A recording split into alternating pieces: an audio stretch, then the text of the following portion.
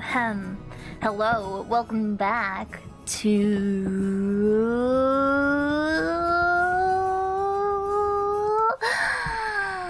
Book Club Thursday. Hi, welcome in ideas, welcome in Bedwards, welcome in Wolfen, welcome in Kamikaze, and welcome in Glenner. Welcome in. I hope you guys are having a lovely night. Welcome in. Hello. Welcome to the Umineko stream. Number 2, we made it. So full disclosure, this one will probably be a pretty short session, maybe like an hour and a half session, but we'll see. We'll see if I get sucked in, but I'm trying to not use my wrist as much as possible, so we are probably going to be reading on auto mode. So, I really, so the other day, the reason I didn't stream yesterday is, I kind of ate shit getting into the shower. And I just fucking biffed it. Absolutely. I biffed it. I got into the shower. Well, I got into the shower and I immediately slipped and slammed my leg on, like, the corner of the bathtub, and it hurt so bad that I, like, blacked out for, like, a good minute. I didn't break anything. Nothing's wrong. I'm a little bruised, a little battered. But I also landed on my wrist, which is not good as well. So now it's really sore and it's bothering me, and I had to put on my pain cream. You cut your elbow and this thing can minimize the damage done significantly. Yeah, I luckily, like, I fell forward, so I was able to catch myself, but, like, my foot still got hooked on, like, the corner of the tub. And it hit, like, right where, like, my, like, the junction between, like, my ankle and the rest of my, and where my leg is. So it really hurt. It was really painful. But luckily I was getting into the bathtub, so I just kind of soaked it, and now I feel fine. I'm normal now. I can bounce back from anything. Got my cozy blankets. Did you guys have your cozy blankets? Let's do a cozy check. before we start book club. Do we have comfy blankets? Do we have a tasty drink? Do you have a tasty snack? You have those things? Do you have them?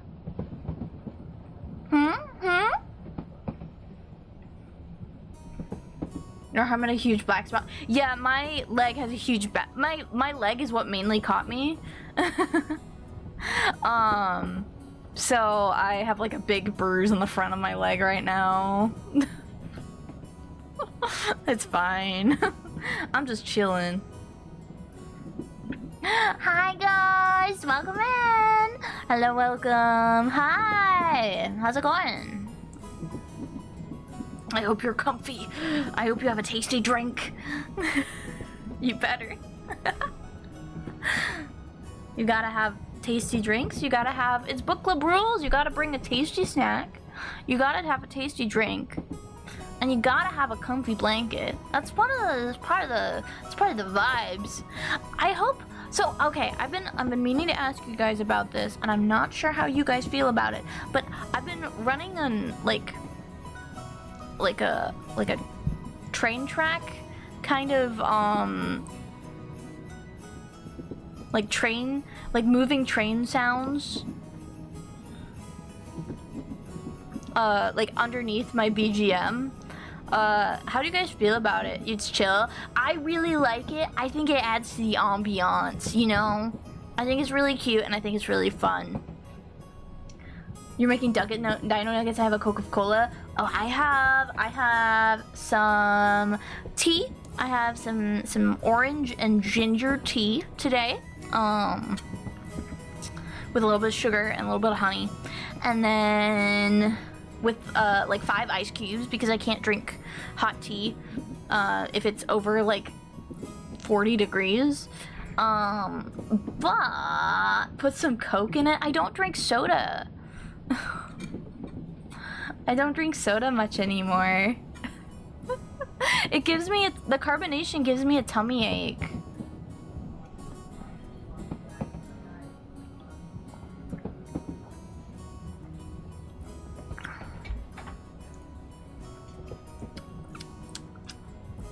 But yeah, I also have some pasta with some zucchini and some sausage. It's pretty good.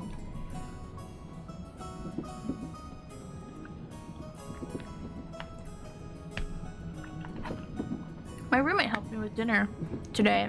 It was awesome. I got home and dinner was done. I'm like, thank you so much. I love you. I'm like, I'll thank you so much. I love you. Now never speak to me. I'm going to go into my room to stream for 3 hours. Goodbye. Thank you.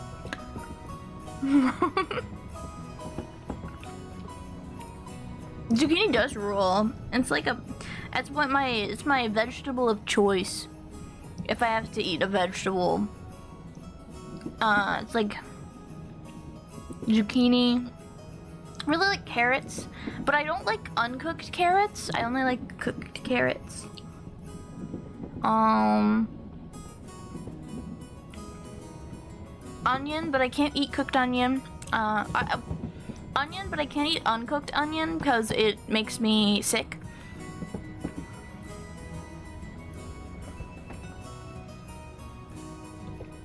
Oh.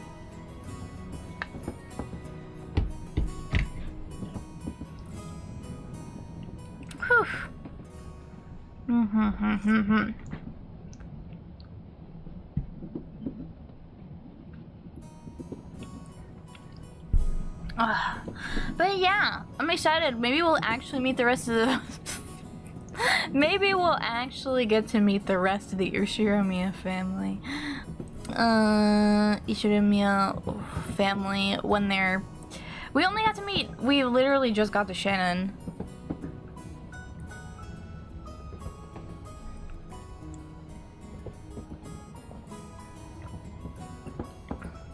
And learned about the servant dynamics of the Ushironomiya household. I can't pronounce the name Ushironomiya because there's a no in there, right?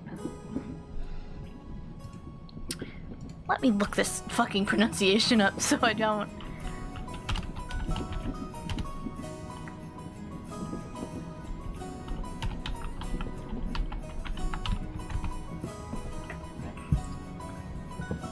You sure?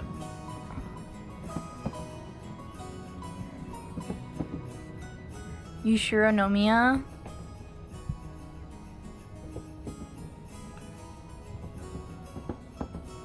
Yushironomiya? Yeah, it's Yushironomiya. It's... Here, I'll post it.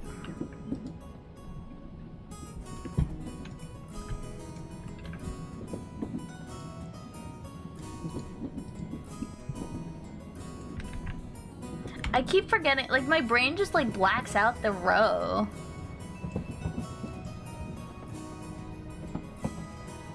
Or wait, it's Ro. It's Ushiromiya. I was right. I was right. Why did I think there was a no in there? What's wrong with me? Japanese is very... We've learned that Japanese is so consistent in pronunciation through every character we've met in Umineko so far who has a fucked up name. Yeah, it's Yushiromiya. Yushiromiya.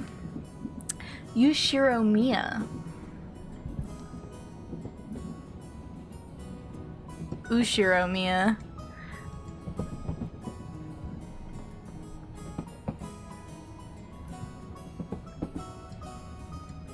Anyways, how mad do you think do you think we're gonna get mad at Battler today? Because I think that we're gonna get mad at Battler today.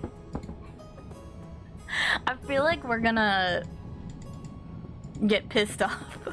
I'm gonna get pissed at him today as well. Let's see. I should probably open the game. That'd be really helpful.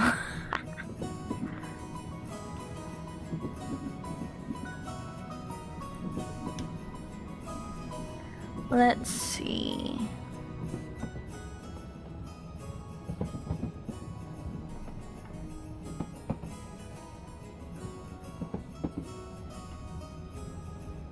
Battler at the guest house is really gonna piss you off if you haven't got there yet. We got to the guest house. We got to the guest house, and we just went over the, like, Ushironomiya family bits and bobs with their servant dynamics, and, like, what the hell they up to. Like how Goto hates, like, the other servants because they're incompetent, because he thinks they're incompetent, but, like, the other two are just, like, chilling, to the best of their abilities. I wouldn't say they're chilling, but, like, I haven't... They're doing their fucking best.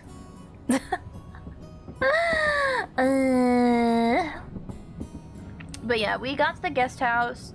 We haven't met everyone yet, but we're on the way, because we...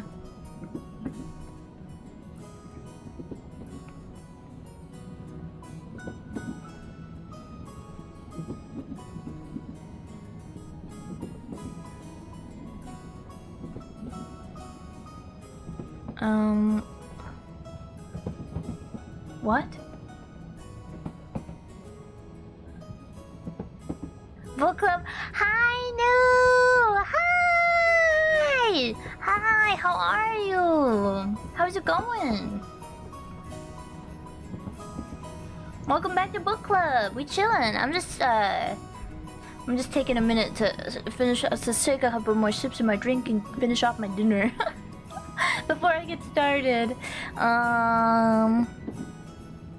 But yeah, we're at the guest house. I believe we just got back to the guest house after, like, they had their, like, little family meeting, and then the head of the house, oh my god, what's her, I can't remember her name. Jessica. Hi, Perfect. Battler Ushiramiya when I catch you. Get his ass. Get his ass. You should fucking get him. Me when I fucking get you. Whenever I see Battler, whenever Battler says something suspicious, I'm like, I'm going to get you. It's over. It's so over for you. Me firing a giant beam. It's okay. I'm sure he's going to get his comeuppance. So, as a matter of fact, I know he's going to get his comeuppance. soon. But I'll open up the game. I opened the game. It's been nothing but comeuppance to be far, to be fair. Yeah, he does get obliterated instantly for it.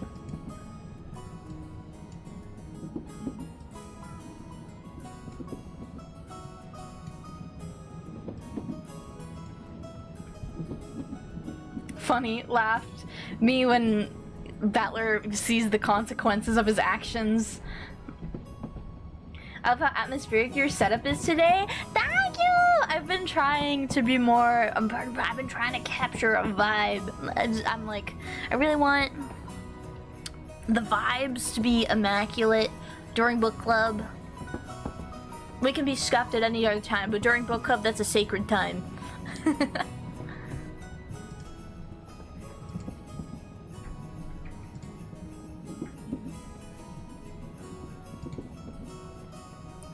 Oh, ideas, that is cute. Let's see.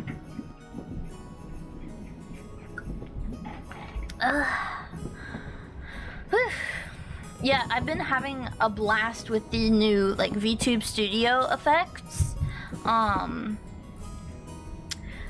It's so comfy and cozy. I love it so much. But let me pop over here. 1 second.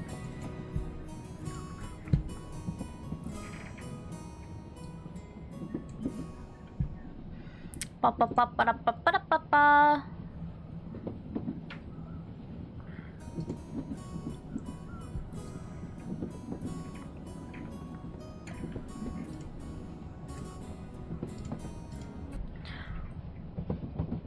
Also, FYI, the Siroc and Train ambience and Shoost, you know it's real? I mean, I have Shoost. I'm just using the inset VTube Studio effects. They're really nice. Let's come over here.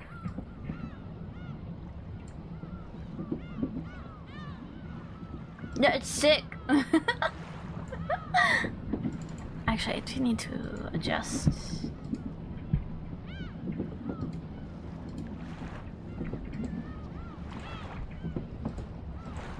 And then we pop.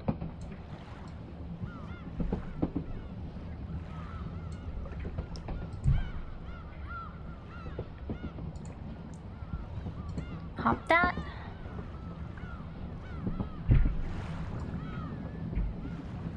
That's too much.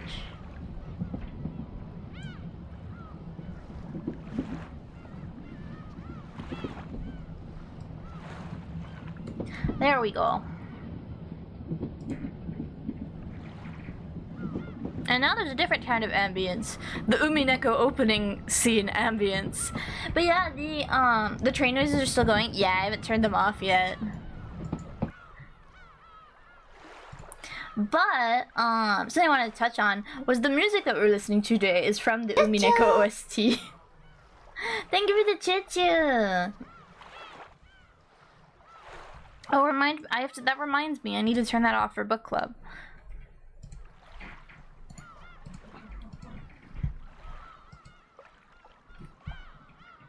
Okay, before I turn them off, does anyone need choo-choo? Before I turn them off. Choo-choo. Choo-choo. I know you guys are gonna be like, oh, choo-choo, choo-choo, in the middle of a serious scene, and you're gonna ruin the ambiance. Choo-choo. Okay, that's enough. No more. No more. You get no more.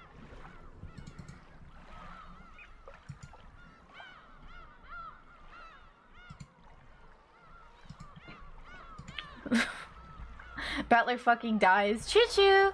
You didn't get to redeem choo-choo. Okay, I'll turn it back on for a second. Hold on. Okay, here you go. We're about to start reading and you want me blind? You hate me. Choo-choo!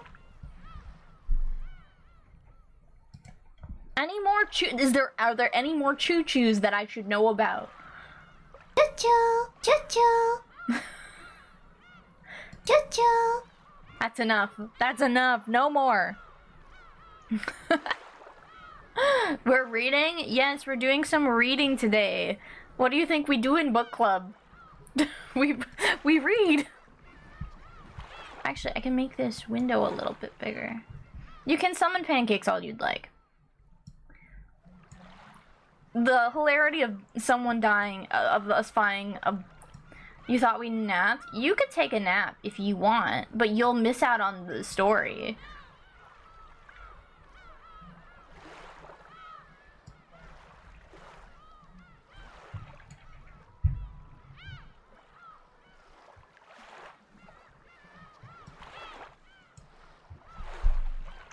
Oh, my glasses, they're back.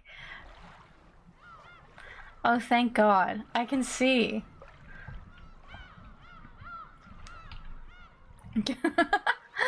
Okay. Let me double check the controls again. Text speed. Oh, I can make it fast.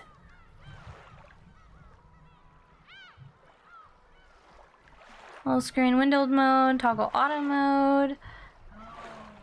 Toggle fast forward.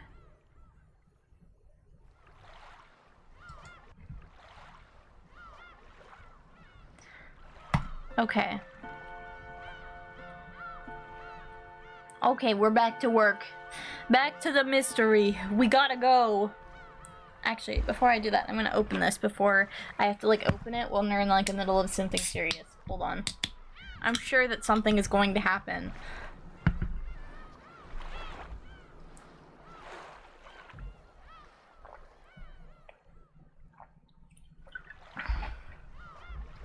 Let's see. We go. Get comfy. We're about to get started. What's up, Battler, you fucking bitch? We're back.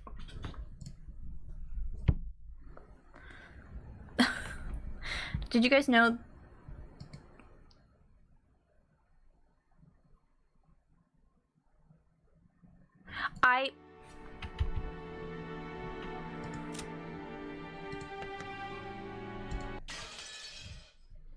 I forgot to load. I almost started us from the beginning.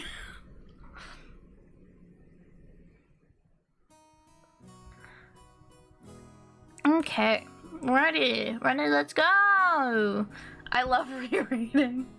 Just for people who may have missed the first week of book club.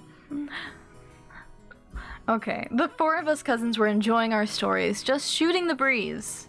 Anyways, there were both boys and guys here. Girls and guys here. Plus, we had people over a wide spread of ages, adult, high school, and elementary school. Even if we just talked about our own lives, the other three kept listening attentively. I think I'm finally getting used to all of this. Jessica and Maria have grown more than I could have imagined in the last 6 years. Just guys being dudes. To be honest, I was feeling a bit uncomfortable, but like talking like this, I guess that the inside nothing's changed since then. Oh, I didn't realize there was a difference. This is just the base version on Steam. I agree, you haven't changed a bit, even after 6 years. Even though your body's gotten gigantic, you're still a kid inside.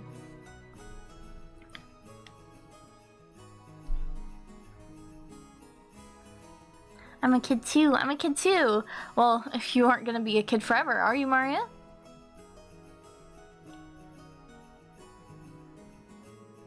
I mean, you're gonna transform from a kid into a cute young lady, aren't you? And when that happens, would you shut up? I'm gonna kill Battler. Can we just kill him? Can we kill him already? It's been 5 minutes. Can we get rid of this guy?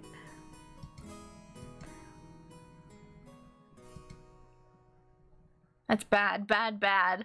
Yeah, George, can you please talk some sense into this guy, into her, please? I promised. No!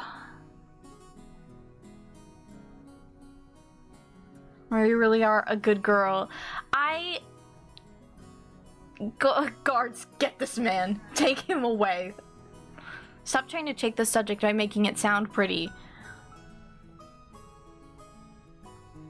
Maria, that promise never happened. Never. Ooh, the promise is canceled? Ooh. As I thought, without Battler in our little quartet, this group of cousins just didn't feel complete. Yeah, just what I needed at the family gathering. Really gross jokes. That's true, we didn't really goof off like this. We did have some pretty constructive conversations, right? Stuff about preparing for our future, exam taking, finding jobs. Oh, I'm so sorry. Now that I'm here, we just talk about stupid stuff and mess around. I'm having more fun this year. Ooh. That's true. I agree, this year's most fun yet. Maria's sincere words probably spoke for everyone present. George stroked Maria's head and she giggled like a happy kitten. What is that? What is this writing? Ryukishi 07, what are you cooking here? Pardon me. Your meal is ready. A timid knocking sound and an equally timid voice of a young woman came through the door.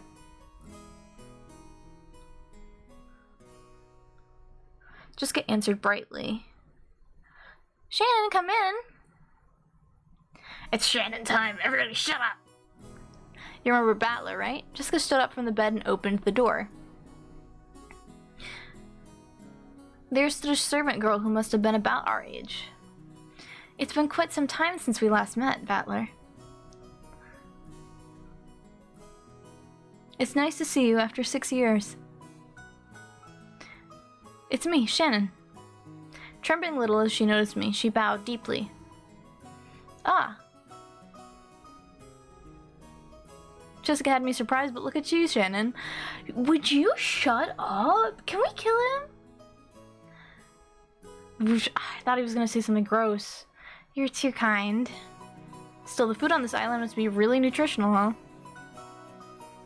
Can we get rid of him? What are you eating in? How are you training to get boobs that big? Can we get rid of this guy?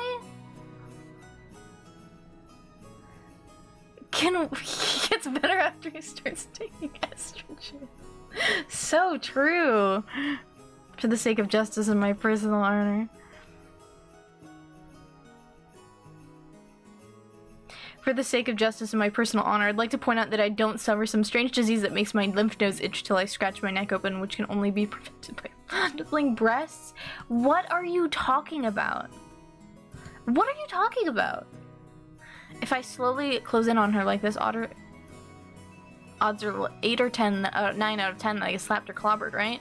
So I can use this Battler some original technique to spark a gag like that and break the ice. No, you're still a creep!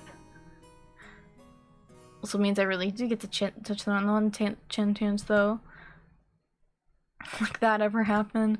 I think that you should kill him.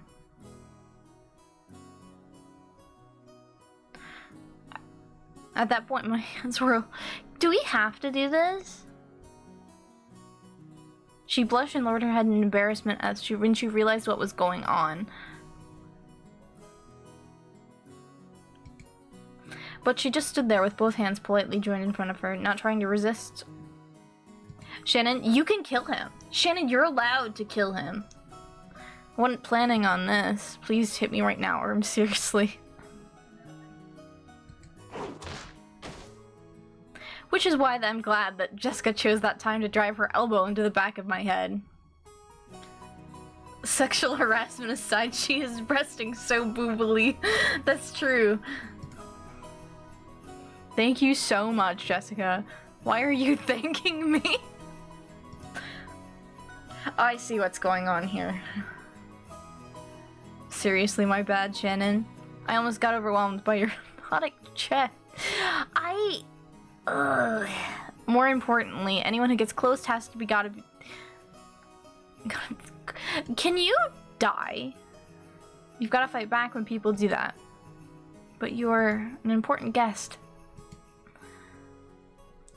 No, look here, a pervert's a pervert whether he's a guest or not. A girl's chest has got an air defense identification range of about 10 centimeters or so. Once someone trespasses within 2 centimeters, it's already an invasion of airspace, so you'd better scramble the jets immediately and give them the instant slap. I couldn't do such a thing, because we were furniture. Of course she didn't want her breast touched, but if a guest so desired, she was prepared to sacrifice herself to suit their wants. A girl like this needs some urgent protection. Can we take her out of here? Can we please get her out of here? To think such devoted girls still existed in this era. It's enough to make a man dizzy. But no, I'm...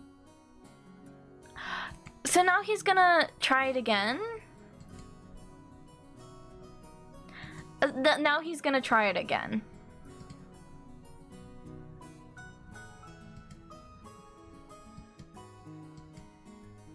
Order Ida Bay. Hey Umineko, can we please get rid of this guy? I know he's gonna get his comeuppance so quick, but like... I know that the beginning of this is like so rough for Battler's character. And I know he gets better, but also, can we kill him? Then I'll make it in order. The next time Battler tries to touch you, counterattack with a slap. Got it? Okay, as you wish. From now on, that's what I'll do. Please understand, Battler. Shannon announced this while bowing elegantly to me. Her expression was radiant. I gave her a thumbs up to show her I was fine with that. 6 years ago, you might have been mistaken for a servant's daughter who lent a hand at your parents' work. But now you're a full-fledged adult servant. How long have you been working here? Well, I've had the pleasure of serving this household for about 10 years. And kanji for her name are red as Shannon. Oh, here's another name that's fucking typical for a Japanese person. Back in the day when I was a kid myself, I accepted her name without paying too much attention. Thinking about it now, though, her name's pretty unusual. Even though she's not a member of the Shiromiya family. Maybe it's like a servant's professional name or something? The Yoshiromiyas are crazy for that. If so, that might explain why her name's so similar to Kanon, the kid I met earlier in the Rose Garden. She's a long-term servant who's served here since she was 6 years old.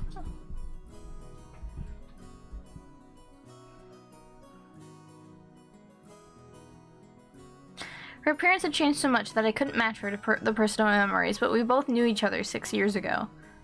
6 years old? Yeah, 6! The shy part of her had always been there, but she did seem to have developed the more you suspect of a girl her age. This is also like in the 80s. But also like, what is Ryukishi 07 cooking? I don't know what he's cooking, but I don't feel like it. The kid we met earlier, Kanon, is her little brother. He's not exactly my little brother, still he loves me like a big sister. He didn't cause you any trouble, did she? She's the same as always. If only he were just a bit more sociable. I apologize if he caused you any trouble. Nah, he didn't cause any trouble at all. As a fellow man, I can understand how moody you can get at that age. Ooh! I get called that all the time, too. I could see, like, if their parents were also, like, servants. Just like Kanon. And it's a little Maria some. I wanted to be like him. You said the meal was ready, right? Oh, yes. I'm sorry. Your meal has been fully prepared, so please allow me to guide you all to the mansion. I know, she's so cute. Shannon bowed again formally and returned to her duty mode. We realized that if we made her stick around for any more light for a conversation, it would actually make it harder for her to do her job. We got up off our butts to avoid interfering with her work any further. So, shall we go to the mansion? Everyone's probably hungry, right? Yeah, I'm really looking forward to Gota's food. That guy was apparently a chef at this famous hotel, so he's super good at cooking. Yukishi is a great writer, that is mostly self-aware, but the fan service is very... yeah, this came out in like 2007, so I'm like, I'm like putting it late.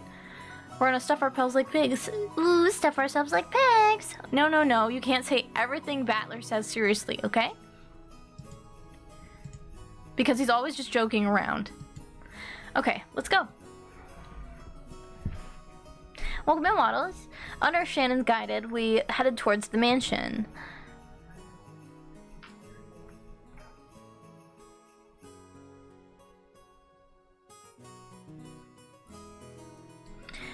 Met once again by the magnificent rose garden, we continued onward, as the intimidating mansion of the Shiromiya head family came into view. That had apparently been built shortly after the war, so you could feel the dignity of almost a half-century hanging about it.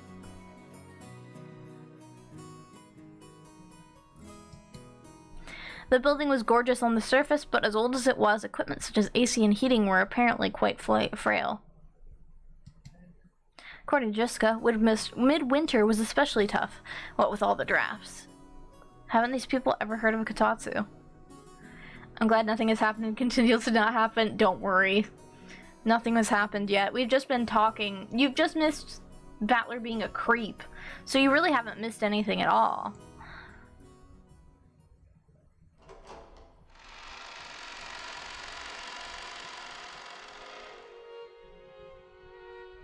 As we entered the entrance hall, an aged servant greeted us. Now him, I remembered. Genji, who had been working here longer than anyone, filled the role of head servant. Ugly ass suit, yeah. Battler, it has been quite some time since we last met. As our eyes met, he greeted me with a calm, composed voice. His bow wasn't as graceful as refined as Gota's, but despite its simplicity, it communicated his feelings very well. Genji, it really has been a while. You look well. Thank you. I have been quite well. And Battler, have you become a splendid young man? I think that he's kind of become a piece of shit, personally, but that's just me. You're beginning to resemble the master in his youth. I look like grandfather? Guess that means grandfather was pretty popular with the ladies when he was young. Shut up! From here on, I shall take Shannon's place and accompany you. Please come this way. Shannon bowed deeply and watched us leave. After that, we headed towards the dining room under Genji's guidance. Genji, just like Kumasawa-san, stood in stark contrast to us young people who had grown beyond recognition over the last 6 years. His appearance was exactly the same as in my memories from 6 years ago. It was though time had stopped since the last time we met.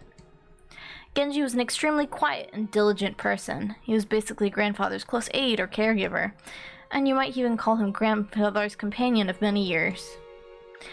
In fact, it seems he was by grandfather's side even more than my late grandmother was. According to Jessica, grandfather trusted him more than any of his blood relatives.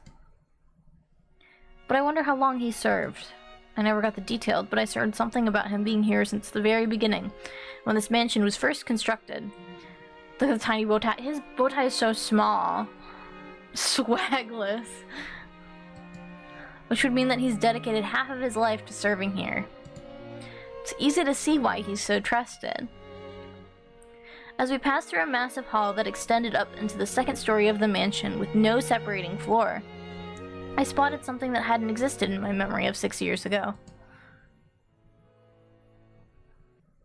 Oh.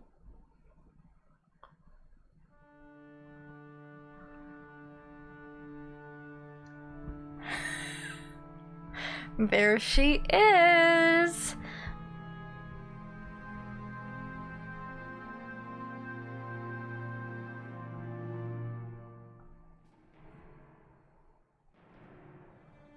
There she is!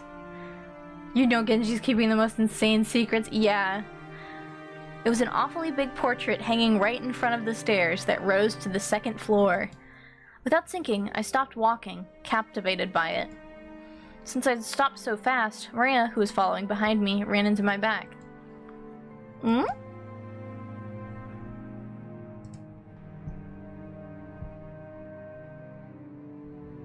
Sorry. Hey, Jessica, has that picture always been there? I pointed at the big, prominently displayed portrait in the hall. Everyone else stopped, too. Oh, right. When you last came here, that hadn't hung yet, had it? When was it again? Well, if my memory doesn't fail me, it was put on display sometime around the year before last. You're correct, sir. In April of the year before last, the master put it on display there, having previously ordered a painter to create it. Grandfather did that? So he paid to have it painted just for him, huh?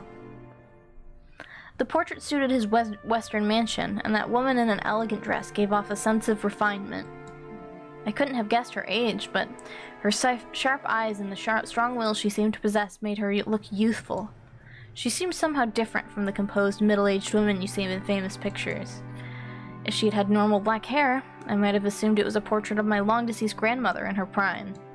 However, she had beautiful blonde hair and didn't look Japanese at all. So, just who is this lady? Marie answered that simple question enthusiastically, as though proud she knew the answer. Ooh, I know. She's Beatrice. What?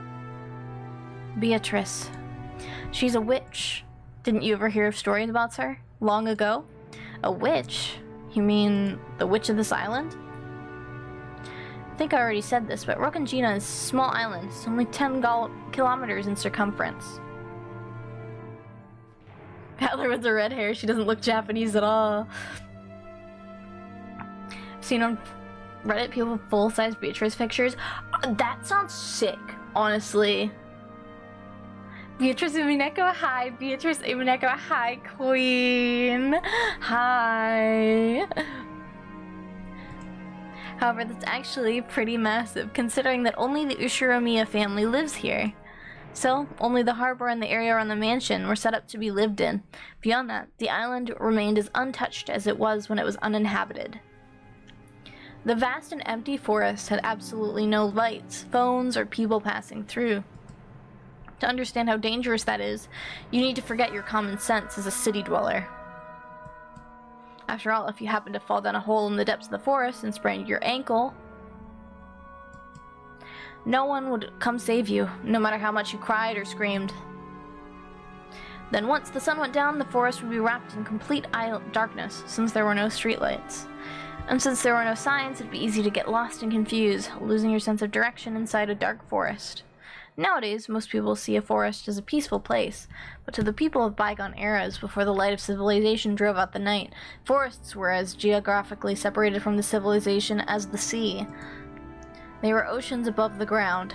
Fishermen who went out into big ocean are putting their lives at risk, despite their technical knowledge. In the same way, hunters who go out to the forest are in danger despite having specialized knowledge of their own. If children were to go play in such a dangerous forest, something terrible might happen. Someone's parents must have thought so.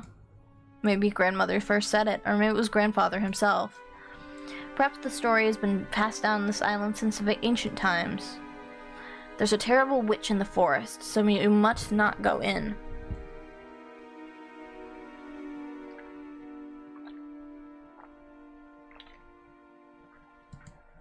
At some point, this ghost story of Rokkanjima was born. This is the legend of Rokkanjima's witch. That is why when we talk about a witch on the island, we're referring to the master of that vast and savage forest. Come to think of it, when I stayed at this mansion as a little kid, during those eerie nights when the wind and rain pounded on the windows, I remember being terrified by a story of a forest witch who roamed around searching for human sacrifices. So, Beatrice, huh? When Annika mentioned it, I searched my memory and was sure I recalled hearing a name like that when I was little. I see. Still, I totally forgot the witch in that legend had an elegant name like Beatrice. So, did grandfather go out of this way to have a portrait made just because the grandchildren believe the story? She's the witch from grandfather's delusions. Ever since he had this picture hang, he's been having a harder and harder time telling the difference between truth and fantasy. To us, she's just a witch that exists in Grandfather's mind, but to him, she's a being that exists on the island. Exists. He says he had that painting made because the rest of us would be incapable of understanding otherwise. This whole thing's creepy as hell. Milady, this portrait is precious to the master. Beg of you, don't say such things in front of him. I know. Even if you didn't tell me, I never do something like that. Jessica glanced at the portrait with an irritated gaze before turning away. Let's go. We're making everyone wait in the dining room. Ooh, I'm hungry. Only a small portion of the island was controlled by the Ushiromiya family. All the lawless remainder was the domain of the witch, Beatrice. You might even call her the true ruler of Rakanjima. I felt a faint revival of that unsettling sense of misfortune, which I'd felt with that when I learned of the tutelary god's shrine being struck by lightning. And I remembered that Kumasawa-san tried to tell an ominous story about Rakanjima before Jessica stopped her. I don't know what she was planning on tell us about the island. But I do know one thing. This isn't the Ushiromiya family that rules Rakanjima. It's the witch, Beatrice. That's right. After all, this is the witch's island. Battler! You're so slow. When I looked around, everyone was already heading towards the dining room. I hurriedly chased after them.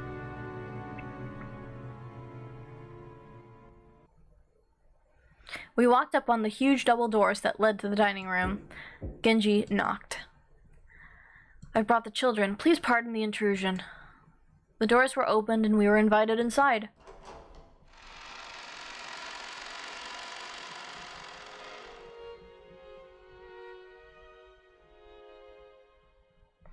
The dining room, which looked exactly like you'd imagine a rich person's dining room to be, had a super long table that was obviously positioned with no other purpose than to make the guests conscious of their rank.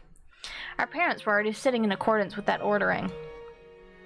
You're late, brats. Hurry up and take a seat. The old bastard pressed us to sit. The only gaps in that group of people were the spots we were supposed to sit, which only made it feel like our tardiness all the more. The seat at the head of the table, called the Incipit's chair, was for the most highly ranked, reserved for Grandfather. It was still empty. Probably wanted to show up last for dramatic effect. From the perspective of someone facing the Incipient's chair head-on, the seating order went from left to right, with the lower-ranking seats progressing in rows of two further away from it. So the left-hand side of the first row, closest to the Incipient's chair, was where Uncle Kraus should have sat, since he was the second highest in rank. It looked like he hadn't arrived yet, so that seat was empty. Across from his chair, on the right side of the first row, sat the eldest daughter of the family, Aunt Ava, who was the third highest in rank. The left-hand side of the second row was for the fourth highest in rank. There sat my damn dad, Rudolph, the third of his siblings. Across from him on the right side of the second row sat Aunt Rosa, the youngest sibling. At this point, you might expect their husbands and wives to come next. But nope, on the left-hand heat in the third row, rank number 6 belonged to Jessica. Opposite her was George. I sat next to Jessica, and Maria sat across from me.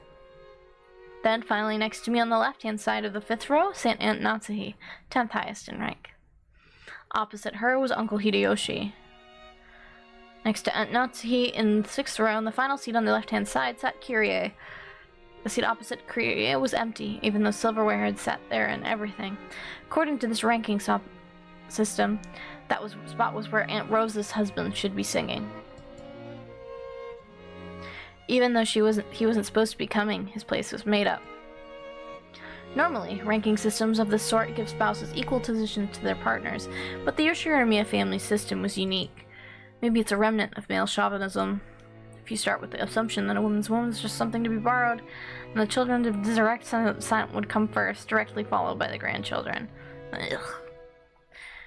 In other words, spouses have no blood ties and therefore placed at the end of the rhyme. Her flipped-on ponytail does not match her roots. She's not giving. It's terrible, but by this system, my grandmother would be ranked even lower than me if she were still alive. In their youth, they obey their father. After they get married, their husband, and after aging, their children. There's the old saying, women have no home in any realm. Long ago, when I was still incapable of figuring all this out, I thought it was so great we could all chat in our little groups, adult siblings with adult siblings and cousins with cousins. However, now that I can re-examine the seating order after growing up a bit, it stirs up a very complicated feeling in me.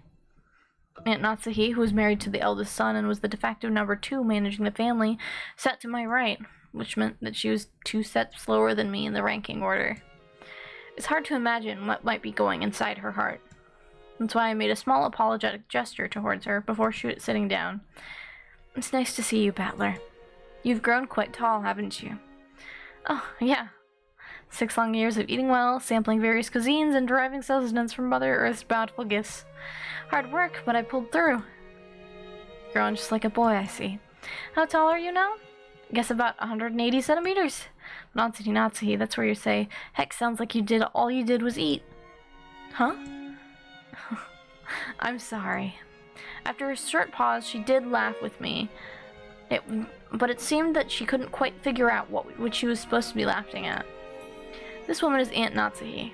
She's the wife of the eldest son of the family, meaning she's my father's older brother's wife. It's simpler if I call her Jessica's mother? It feels bad to say it like this, but while I didn't exactly dislike her, I didn't particularly like her either. She hardly ever spoke with us kids, and all my memories of her involved her talking to adults about complicated things with a scary look on her face. In fact, since we hardly ever exchanged words, I spent a long time trying to figure out how I should approach her. Though my efforts seemed to have ended in failure. The silverware sat neatly on the table, but the meal itself hadn't been brought in yet. As a general rule, you couldn't start a meal until the person sitting at the head of the table arrived. So, as long as grandfather didn't come, lunch would be on hold indefinitely. Not even the appetizers would arrive. Simply put, the silence in the room was caused by our parents enduring their hunger while they waited for grandfather to arrive. However, the grandfather in my memories wouldn't always show up on time to meals like this. He was the kind of person who would be never be so late that it kept everyone waiting, especially after the entire group had arrived. Grandfather's pretty late. As far as I can remember, he was always strict about time. Well, that might have been true 6 years ago, but it hasn't been that way lately. In fact, he's off in his own little world so often, he doesn't even show up at family meals. Still, I figured out he'd at least come down today. Then again, I feel a lot more relaxed and happy without him. Jessica! When her mother scolded her, Jessica stuck her tongue out and looked away.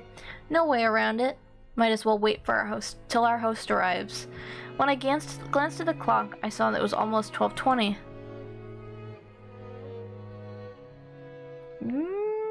Homie has not worked a day in his life? No. Yoshiramiya Kinzo, the aged family head of the Yoshiramiya head family. This man could be seen in his study. The clock had already passed noon, but he didn't even attempt to rise from his seat. With his spectacles on, he grilled up a growing pile of books with elaborate bindings, which he then read intently. You couldn't really say that he was having too much fun to stop. Rather, he filled the room with a sense of impatience, or a sense of impending danger, as though every second wasted was tragedy. In this sealed room, a dense dust danced through the air, which was thick with the stench of chemicals that exuded a mist of suspicious odors. Those odors were somehow sweet and heavy. If anyone with a normal nose came in here, the first thing they would do would be open a window and ventilate the room. The knocking against the study door had been going on for a while. A voice calling "Father" sometimes mingled with the knocks. As Kinzo heaved a deep sigh, he snapped shut the old book in his hands and slammed it on the table. Then he yelled at Kraus, who was still knocking on the door. "Silence! Enough with that racket, you fool! Who told you the door would be open if you but knocked? I'll crucify the imbecile. Do you wish to suffer the same fate? Father, this is the day of the family conference, which only happens once a year, is it not? Everyone's gathered down below. Please come out." Kraus called out to his father through the door. Kinzo always shut himself up in his study, hating it when nearly anyone, even his family, entered the room. For that reason, Kraus had no choice but to call to him from the corridor like this. "Molest me not. Just who is this everyone of which you speak? Do you mean the fools trying to drag me out of here? Then kill them all. Tear them apart, use their bodies for firewood, and feed them to the witch's hearth. Put a pot in that hearth to boil the wormwood. Force the imbeciles who dare to lure me out of here to drink the broth of the apocalypse. I will soak their dregs in liquor. Where is Genji? Call for Genji. Have my demonic absinthe prepared. The whispering of the green fairy reaches me no longer. And where is Genji? Bring him here. On the other side of the door, Kraus, Nanjo, and Genji kept waiting for the master of the house, who stubbornly refused to come out. Looks like he hates me to the core. My voice doesn't reach him anymore. Kraus shrugged as though saying no use, and smiled bitterly. From the beginning, he hadn't really expected his father to respond to his calls. However, since it was the duty of the eldest son, he had tried it as a formality. Kinzo, your sons, daughters, and grandchildren have come to see you, have they not? Could you just let them see your face, if only for a short while? Shut up, be silent. You dare acknowledge me, Nanjo? I never told anyone to get you. I told them to get Genji. Now call for him immediately. Time is short and the apostles are already readying their trumpets. So why can't you foolish sheep understand? Kinzo slammed an old heavy book against the table over and over. That racket clearly expressed his great displeasure. Kinzo put on spectacles down and flew up from his chair. He spread his arms wide open as to sing a packed opera house, as if appealing to someone, and yelled, Why? Why is there always something in my way? I would throw it all away, I would offer up everything, and there's only one thing I ask in repayment. Oh, Beatrice, if I could only see your smile but one more time, I would plunder the smiles of all of the earth and offer them to you. Oh, commanders of the legions of locusts, reap the smiles of earth. Cough, cough, cough, cough, cough. Ugh, everything is filthy. Everything is irksome. Why must I suffer this impediment on this most precious of days? Call for Genji. I have no idea what he's yelling about. He's probably lost his mind by now. Gross. Isn't it a bit harsh to say something of your own father? My father's already dead. There's nothing here but a phantom of father what once was. Oh my gosh. I can't speak. At any rate, as long as he has no intention of coming out, there's nothing we can do. Kinzo-san. Choking coughs continued to pour from the study. Going back downstairs. Be a waste to let the fruit of Goda's prize cooking talent get any colder. It's one of the few things our relatives can look forward to when they come to this house. Kraus spun around. He looked at his watch, mumbling and acting as though he had wasted time doing something he knew would be in vain. Genji-san, father is calling for you. Keep him company. Certainly. Dr. Nanjo, let's go eat. If we stay here any longer, this sweet stench will ruin our sense of taste. Without waiting for Nanjo, Kraus went downstairs. Genji urged Nanjo to go and eat. Nanjo glanced between the study door and Kraus's back as the latter disappeared down the stairs and then let out a deep sigh. Sorry, Genji, but please allow me to leave this in your hands. Yes, please leave it to me. Do what you can to avoid giving him alcohol. It's a habit that's far too difficult to break. Is Genji not here yet? Who dares keep Genji from coming? Where's Genji? Call for Genji. Please, allow me to handle the situation here. Very well. Forgive me. Nanjo bowed slightly and descended the stairs. Genji watched him leave and then knocked on the study door. Master, it is Genji. Genji, why have you kept me waiting so long? You're alone, I trust? Correct. I am alone.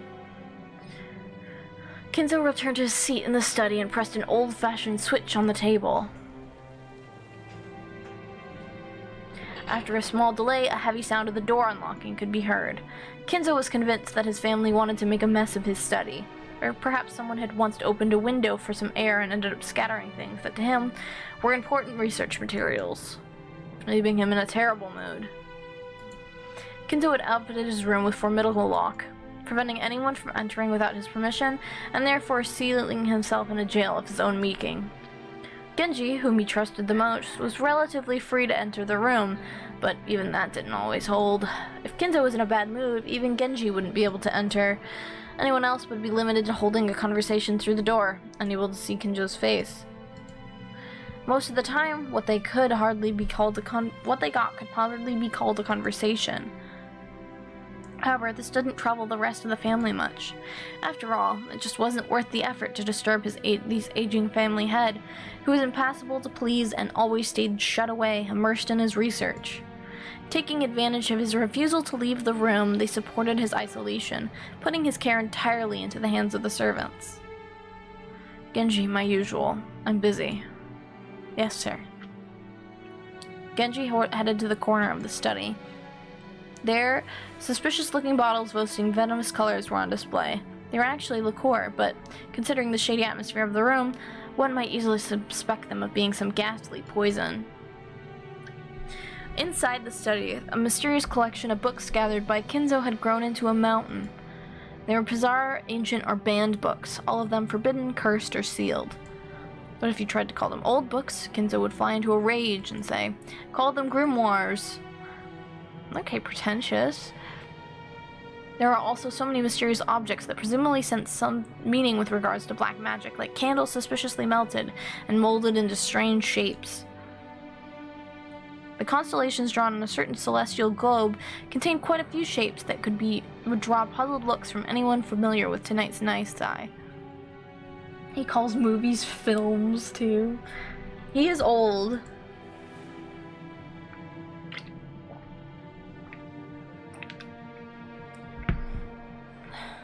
The curiously strewn about books contained many illustrations, all of them religious or mysterious in nature, including some depicting demonically grotesque subjects or bizarre diagrams of various magic circles. And above all, a sweet, poisonous smell filled the room, profoundly assaulting the eyes and noses of those who entered for the first time. Eventually, they must make a person go numb and lose their grip on reality. Inside that study, Genji prepared Kinzo's usual drink with a well-trained hand. No one would even think of drinking such an ominous dark-glowing liquid that complex and ornate glass, unless someone told them first it was alcohol. He poured a little into the glass, then he placed a cube of sugar in a strangely shaped spoon and poured water from a pitcher over it. Strangely, when the transparent water was poured, the dark green liquid turned a cloudy white. It was a strange optical illusion, as though the water had caused a chemical reaction and made the drink become even more unrecognizable as liqueur. Then Genji added the original flavors Kinzo loved, fine-tuning its taste. There was no recipe. Its success was measured only down by Kinzo's mood and swings and when he drank it, and taken Genji many decades to learn how to do it right. Genji placed the glass on the tray and walked over to Kinzo. By this time, Kinzo was gazing out the window. "Here, master." "Thank you." Kinzo had regained his composure and was now unrecognizable as the shouting, screaming, yelling man from a few moments ago. Looking at this man from behind, as he tilted his glass and gazed down at the scenery beyond the window, he projected a sense of dignity and intelligence. To allow Kinzo to set his glass down at any time, Genji motionlessly waited behind Kinzo until his left, as though he were a living sideboard. Then, without averting his eyes from the window, Kinzo held his glass. There was only a mouthful remaining. It was not a gesture intended to set upon the tray, but a motion to hand the glass over to Genji. "Drink, my friend. Your words are too kind for me. No need for ceremony between us. Drink, my friend. Thank you." Genji respectfully received the glass and inclined it a little to taste the contents. After that, he gulped it down. "I attempted to imitate your concoction, but no matter how hard I try, I cannot replicate the taste. The way you make it is pure relish. Thank you very much. It is the fruit of your guidance, master." Kinzo smiled at his loyal subject, who refused to put aside rank even when asked to. However, he was not making fun of him. His smile was relaxed, as though chuckling at a close friend's old, unshakable habit. "We've grown old together. I stopped counting the years long ago. It is entirely thanks to you, master, that I have been able to live like this until today." Kinzo gave a faint smile, as if to say he didn't need any flattery. "Until now, you served me exceedingly well. My sons call me eccentric. The servants that were once at my many have all quit in fear of me. Only you serve me, even now." Your words are more than I deserve. My life will not last much longer. My sons are vultures, lazily waiting for my inheritance to fall into their hands. Kraus is a fool who squanders money like water and throws away 2 gold coins to obtain 1. And he has the gall to claim that he's earned money. Ava is a slave to money who thinks of me as a mere chicken, when I actually plans to use my bones to make a broth. That dunce Rudolph just wants to fool around with women. Rosa bore the baby of a man who came from nowhere and about whom we know nothing. Just because incompetent and uneducated, George has none of what it takes to be a man. Battler's a fool who threw away the honor of the Ushiramiya family, and Mario's obscene to the eye. Why is the Ushiramiya blood so incompetent? Is there no one worthy to inherit the glory I built? Of course I know. This is part of Beatrice's curse. I know it. You golden witch, are you trying to take advantage to me in this way? If you want to hate me, then do so. If you want to run away, then run. I won't let you go, and I won't let you go, and I won't let you go. You belong to me. You must have always been in my arms for all my life. You must stay in my birdcage for all eternity, whispering only to me. Beatrice, why won't you smile back at me? Oh.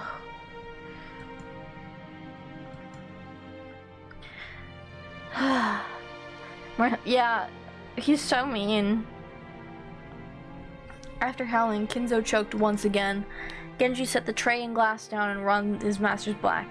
Genji's facial expression did not change. It was always like this. Ugh. Thank you, my friend. When his seemingly deranged fit subsided, Kinzo regained his composure once again. It was like seeing 2 different people, a wild Kinzo and a composed Kinzo, living together as one inside one body. And so, I have decided. I cannot bear to spend my dimmed remaining years procrastinating like this. If I have one final coin to bet, then I am to abandon it to the whims of the demon's roulette. The power of magic is always determined by the risk of the gamble, like visiting a shrine at the hour of the ox and in ancient Japanese sorcery, to nail a cursed doll into a tree. Magical power is produced specifically because of the risk that will be seen with the 7 days the curse takes. The greater the risk, the stronger the magic power will be. Many miracles that have happened in myth might be called the crystallization of shocking magic power, with a low probability of occurrence and astronomical risk. That Moses parted the waters of the sea was not a miracle of God. The risk of that desperate situation, cornered by soldiers in the red sheathed swords, weighed upon by the scales of slaughter, and gave birth to that miraculous magic power. If the same thing occurred again on the same scale, the sea would surely fail to part. After all, Moses was able to magnificently summon a miracle engraved on one of the countless innumerable results in the roulette of those with power. This is the force that can triumph over astronomical odds. Indeed, good fortune that can grasp miracles is magical power itself. To obtain this mighty power, one must face the risk of despair. Those who possess no magical power may call that desperation rather than a bet. However, people who truly possess magic power can grasp hold of that miracle and make the enigma come into being. And if that power exists within me, I'll seize that miracle. I have a chance at making the wish I had devoted my life towards come true.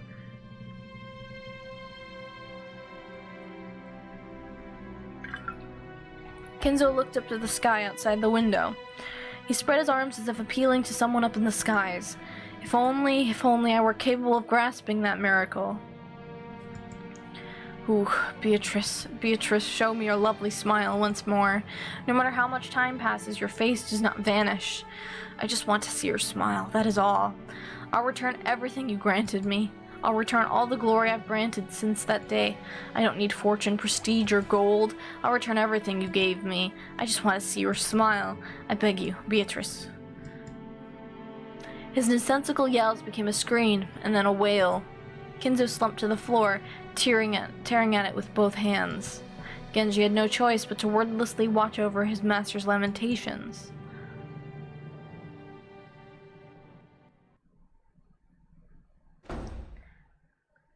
It's really crazy. We have an ad, so I will wait to continue until that is over, so everybody can join in. So if you need to stretch, do so. Remember to stretch. Remember to refill your drinks if you have one. And remember to, yeah, take a water break, everybody. Take a 2-3 minute water break. I'm gonna stretch as well.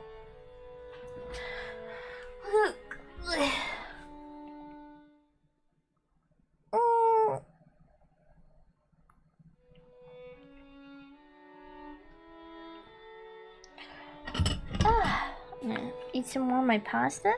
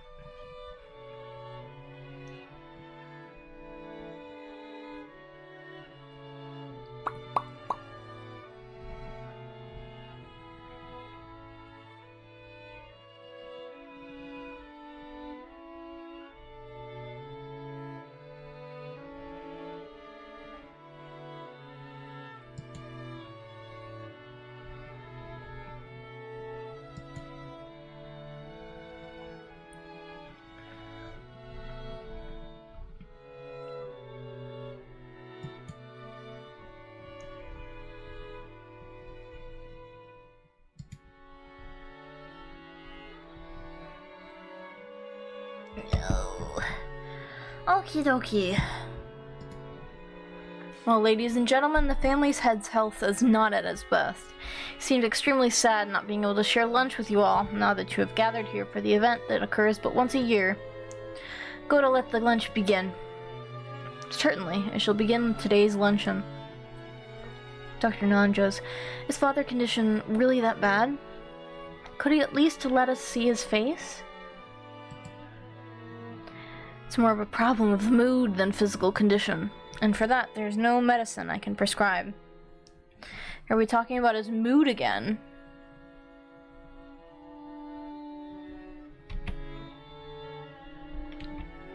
You've got to be kidding me. We took time out of our schedules during this damn busy autumn season just to come and find out how he's doing.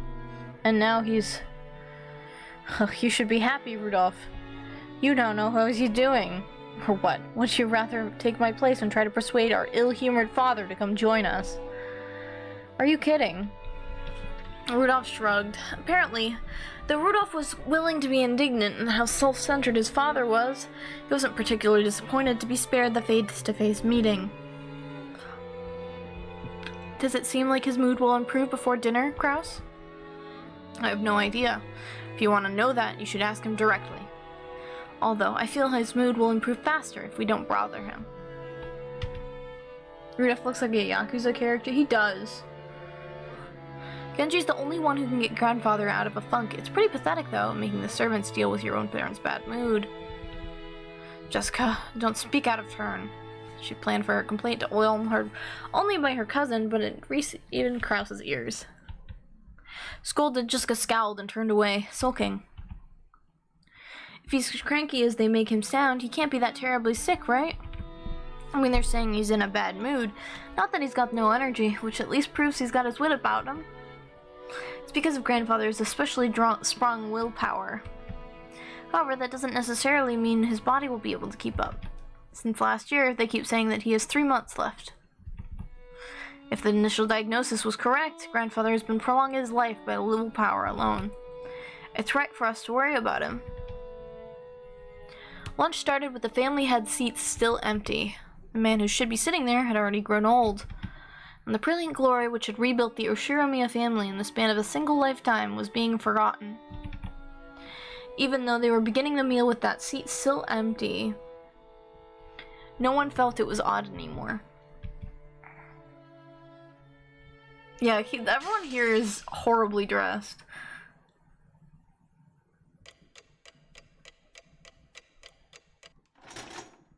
No?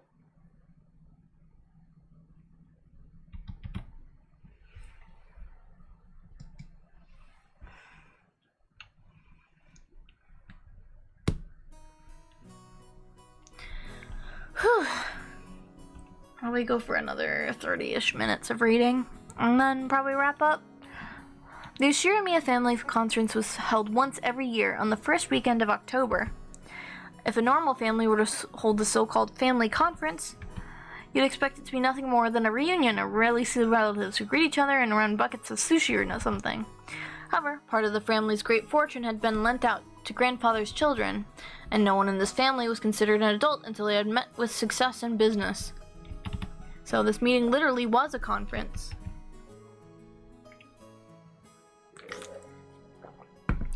How much of the fortune was invested? What kind of business was conducted? How much profit was earned?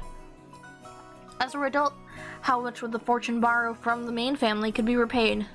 Or possibly how much more would be bothered for future business measures? Blech. What lessons had they learned, and what could they learn from their mistakes? It seems like topics like these were discussed very seriously in the past. My dad said it was like lying on a bed of nails. Apparently, it used to be a very serious family meeting, where people were bathed in scornful and angry voices, and some people even got slapped despite their age. However, that had become a thing of the past. Now, with everyone pursuing their own business ventures and achieving success, it was becoming more of a normal yearly get-together. Even so, telling grandfather about recent events was extremely stressful, so while it was nothing more than a simple get-together for us grandchildren, it was still a real stomachache for our parents. The absence of the man who was the source of all this trouble, regardless of the reason, probably made today's lunch taste much more delicious. The phrase, "while the demon is not around, everyone can relax," comes to mind. Anyway, let's introduce Jessica's father, whose face I hadn't seen for 6 years. The man sitting next to my father's left, the name sure is easy to read. That went really quick. Kraus. Now that we've gotten used to the string of weird names, the perspective is totally skewed. So Kraus doesn't actually seem that bad. It even starts to sound kind of cool. Just like with Aunt Natsuhi, I didn't have many memories of speaking with Uncle Kraus. He had never been once to chat with the children, and I felt like he was always talking with the adults, just like Uncle Natsuhi. According to my father's gossip, he was a spiteful and violent man. If what he said was true, Uncle Kraus used to be very domineering from his position as the oldest sibling, and was despised by all the other siblings. Though despite this, these siblings seemed to be chatting happily together. Oh well, even if their relationship was bad when they were children, sometimes when people grow up and live apart from each other, their relationships change. That's probably what this was. After all, they had children about the same age. By sharing the family environment, they probably profited by exchanging opinions. Maybe because of that, a short while ago, the circle of parents began to discuss the exam Jessica and I would be taking. Jessica, in order to escape questions about exams from my father on her left, purposefully faced right while firing off a rapid series of comments, not giving him any chance to get a word in. Moving on, let's look at the end opposite from Kraus and the others. In the very last seat of the table, an old gentleman with a sturdy physique sat facing Kyrie. This was my first time meeting him. I had only just been introduced to him, but it seems he's grandfather's personal doctor, a man called Nanjo. I heard he used to own a huge clinic on the nearby island of Nijima, but he turned it over to his son and began living a life of leisure in his old age. He had no grandfather since the very beginning when the mansion was first constructed on the island, and built up a relationship over several decades. Oh my goodness. I thought at first that the two of them might have gotten to know each other through grandfather's suspicious hobbies, but it seems he was actually grandfather's chess partner. I see. That kind of hobby seems like our grandfather, what with his love of all things Western. Nanjo's probably the only person who could enter Rokkenjima despite neither being a family member nor a servant. He looked like a calm old gentleman as he listened to the discussion between Kyrie and the other woman who sat next to him. Considering how long he stayed by the side of our short-tempered grandfather, his generous heart was probably nothing to laugh at. Still, even if he was the family doctor, having anyone outside the Ushiramiya family attend the family conference was a little odd. It made me think that grandfather's condition might have worsened so much it'd be a major topic of discussion at today's conference. After all, George said something like that just a second ago. Something about how we've been getting continuous reports since last year that grandfather didn't have long to live. It's nasty to think about, but consider how rich grandfather is. At the time of his death, his wealth will suddenly be released, probably along with a fair share to our parents' stomach acid. And it'll lead to ulcers for everyone. After all, this sort of thing just gets messier when there's more wealth to be divided. There's a good chance they'll be talking about stuff like the family conference. Still, it's not like it's got anything to do with us kids. Finally, even though he hasn't showed up, let me introduce our grandfather. The person who should be sitting in that incipience chair is Ushiramiya Kenzo. It really sucks. Everyone else in the family has these weird names, but he's got a perfectly normal one himself. Well, if only his name were written Kenzo, but let us call him Goldsmith or something. I'd totally freak out. As you probably guessed by now, he's a frightening person with extremely short temper. I'm one of his grandchildren, not a son, and I haven't seen him since elementary school. Thanks to that, I have no memory of being beaten myself, but our parents were apparently raised with an iron fist. That earlier conversation between my dad and Uncle Kraus about who should go to convince grandfather to come down seems pretty darn funny once you know their background. You can't really tell grandfather's stories without covering the pivotal event back in the show before the Showa era. Until the Meiji and Taisho eras, the Ushiramiya family was great and prosperous. They owned several spinning mills, making them rich enough just to double over laughing as every day as the money kept rolling in. Incidentally, grandfather was a member of a branch family and pretty much nothing to do with the main family. Not only was he way down on the list of people who could invite her at the headship, but he hardly had any contact with the glamorous main family. However, during the Gate Kanto earthquake in the year Taisho 12, the mansion owned by the Ushiramiya family in Odawara was flattened.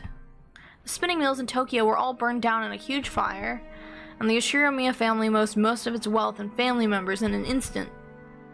So, once they started trying to figure out who the successor to the Ushiramiya family should be, they apparently found no one remaining except Kinzo and his family.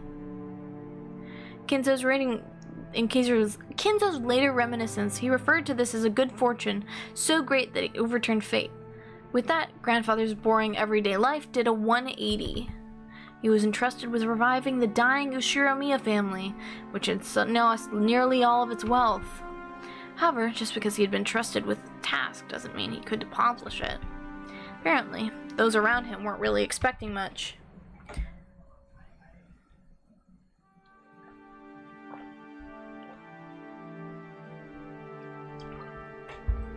However, this is when grandfather began displaying his extraordinary talent and good luck. Grandfather used all of the family's remaining wealth, as well as everything from the hair on his heads to his toenails as collateral in order to borrow a massive amount of money. Once he'd built up a gigantic war chest, he immediately invested in businesses. It was like someone tumbling down a hill on a bike without brakes, and then jumping onto a neighboring bike and then another one, just like some crazy street performance. I bet everyone thought grandfather had no business ability whatsoever. However, after several miracles and turns of good luck, with coincidences piling up and every chance taken advantage of, he was suddenly in control of power connections with the occupying forces. At that time, MacArthur and the GHQ were the ultimate authority in Japan. Grandfather, in the twinkle of an eye, began succeeding in business under the protection of occupying forces, quickly becoming very rich. By this point, it's probably safe to say that information, not luck, saved the day. He must have made some seriously deep connections with the occupying forces. Grandfather knew beforehand about emergency demands that would be made for the Korean War. And it was more than that. He must have predicted those emergency demands from the very beginning. So when he started investing his money, the history books make it sound like all of Japan made a large profit off the emergency demands during the Korean War, but it's not actually true. Only a limited number of the super rich played the money game and made an easy profit. Most of the citizens remained poor. In other words, grandfather was a member of an extremely lucky group of winners. Pretty sure this all happened during the year Showa 25. Great Kanto earthquake happened in Taisho 13, so that means grandfather was able to revive the near-dead Ushiramiya family in only about 20 years, to a level even higher than it had been before. With that, you'd think he revived the main family in Odawara, but for some reason he went and did something as crazy as buying an entire island in the Izu archipelago. Buying an entire island is not something that you can ordinarily do today. However, grandfather was clever. He contacted the GHQ and applied for the establishment of a marine resource base. He acquired this island as a business property, then tossed that project aside and claimed it as his own plot of land. After the war, there were prevention members against food shortages, and having sponsorship of the GHQ meant no one could oppose him. From what I've heard, the Tokyo metropolis of that day offered this land to him for practically free. Later, Tokyo made difficulties by telling Kinzo to return the land, but the pushy GHQ intervened. Anyways, it seems that under-table bribes did their work well. In the end, the city gave up in frustration. Grandfather, with considerable skill and good luck, managed to weather the stormy seas of that period, obtaining a vast fortune and his own island. Of course, it probably wasn't all luck. He was obsessed with all things Western, which made him to cultivate his English skills. He was able to use this to advantage and sink his teeth into the GHQ. A mansion was built on the island soon after. This mansion, in fact, grandfather, with his love of Western style, made this once uninhabited island his canvas on which he could realize his dreams to his heart's content. He now had the Western mansion of his dreams, overflowing with emotion and atmosphere, and a beautiful garden featuring all sorts of roses. And he had a private beach where nobody other than himself would ever be permitted to leave a footprint. This would be a dream come true for any boy. After that, he made good use of his huge fortune, becoming a large stockholder in the extremely stable iron and steel industry, and was able to live an easy and comfortable life just using the dividends. Well, he's just that incredible. His kind of person usually has the ability to foresee and predict the future, or at least that's how they're portrayed after the fact. But grandfather denies all of that, repeatedly saying that it was simply blessed with extraordinary luck. Anyways, even a lord like that can help but grow and increasingly eccentric when lost all alone on an island where all his dreams are made real. Everyone knows he'd had Western obsession from the start, but none of our parents really know when this bizarre magic hobby began. Did his love of black magic begin way back when he became fascinated with everything Western, or did his miraculous stretch of good luck while reviving his family cause him to feel a mysterious power in himself? At some point, grandfather began to make the research of black magic his life's work. He filled his study up with suspicious books, chemicals, and magical items as he became increasingly bizarre.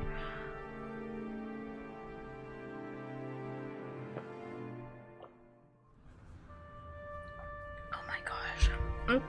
My voice. Oof. Oof. From what I've heard, those around him warmly watched over him, figuring that someone who had achieved success in life had right to do as he pleased, but there's no way that's true. They were probably just creeped out thinking it's disgusting. I don't want to get involved. Anyways, that agitated period was an age of big gambles, with both opportunities and risks. Let's say grandfather was born in this time period. He would have had no opportunities and probably would have advanced like a chess piece from mandatory education to college at a leisurely pace, never becoming more than an average salaryman. If that had happened, he'd probably have sat somewhere, happily talking behind his boss's back. No, not in a fancy dining hall like this, more at a table in some bar. Then again, I bet this family conference would be a whole lot more relaxing if that were the case. Yeah, I'm not really doing voices. I'm just kind of reading off. That's enough about the geezer. More importantly, let's talk about this incredible lunch. I'm already convinced that sashimi salad appetizer. Goto's an excellent chef. Plus, these fish were caught in the adjacent seas, weren't they? They're totally different from the sashimi you get at the supermarket. Hey, quit it, Battler. Your upbringing will be exposed. Everyone let out a big laugh. Damn it, you say that as though, even though you love those cheap pubs. I've eaten at many unusual places because of work, but this stands up here with the best of them. I'd be willing to bet Goto-san is pretty well known in those circles. Well, I don't know the details, but stuff got complicated at the long-standing hotel he used to work at. What with them opening a new establishment with the same name and breaking into factions or whatever it was. In the middle of all that, he was apparently forced to retire. At that time, Mom just happened to be sending out job offers for a servant. As Goto removed the empty plates, he began to recount his own bumpy past without losing his smile. The world is a difficult place. However, thanks to the madam, I was given the chance to display the skills as a chef once again, this time for the Ushiramiya family. Though I enjoy experiencing the smiles of the larger number of people, I also find it also quite entertaining to perform more delicate work that can please the limited number of those who have employed me. All of this is thanks to the opportunity given me by the madam. Goto respectfully bowed toward Aunt Natsuhi. That's because you were the most talented out of the applicants. The decision was purely objective, not based on personal feelings, so there's no need to thank me. Dang, why does Aunt Natsuhi have to sound always so indifferent? If only she spoke with a bit more kindness, she might leave a different impression. Shannon and Kumasawa entered from the hallway with a serving cart. Please excuse us. Now, let us move on to today's dessert. Goto and the others landed the beautifully adorned dessert in front of us all. Guess it's true when they say they have another stomach for dessert. I thought I'd already filled up on delicious food, but as soon as I laid eyes on that dessert, my stomach started yelling more. I don't know much about desserts, but this looked really good. A white pudding-like substance was garnished with 2 shades of red sauce, and elegant rose petals adorned the dish. Normally, during a high-class meal like this, you're supposed to wait for the chef to extol the virtues of this particular meal before eating. However, Maria was completely indifferent to strict rules like that, so she got excited by the beautiful and delicious-looking dessert, jumping into the fray as soon as it was placed before her. Aunt Rosa scolded her, calling it bad manners, but George responding, saying, No, it's okay. Ooh? This part's sour. That way, this one's no good. Ooh, Maria exclaimed as she sampled the 2 colored sauces. What are good and some bad? Okay, I'll give it a go.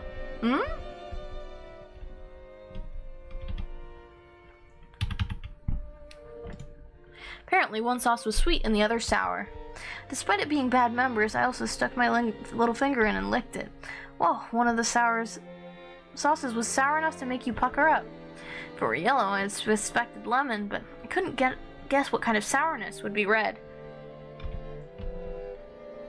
I decided to ask Shannon, who was putting away the serving cart behind us. Shannon, what kind of sauce is this sour stuff? Shannon hesitated. Maybe her job was just to set the table, so she doesn't really know. Still, even considering that, she seems pretty stressed. Maybe I should have asked. Or did they use an ingredient that we'd be better off not knowing about?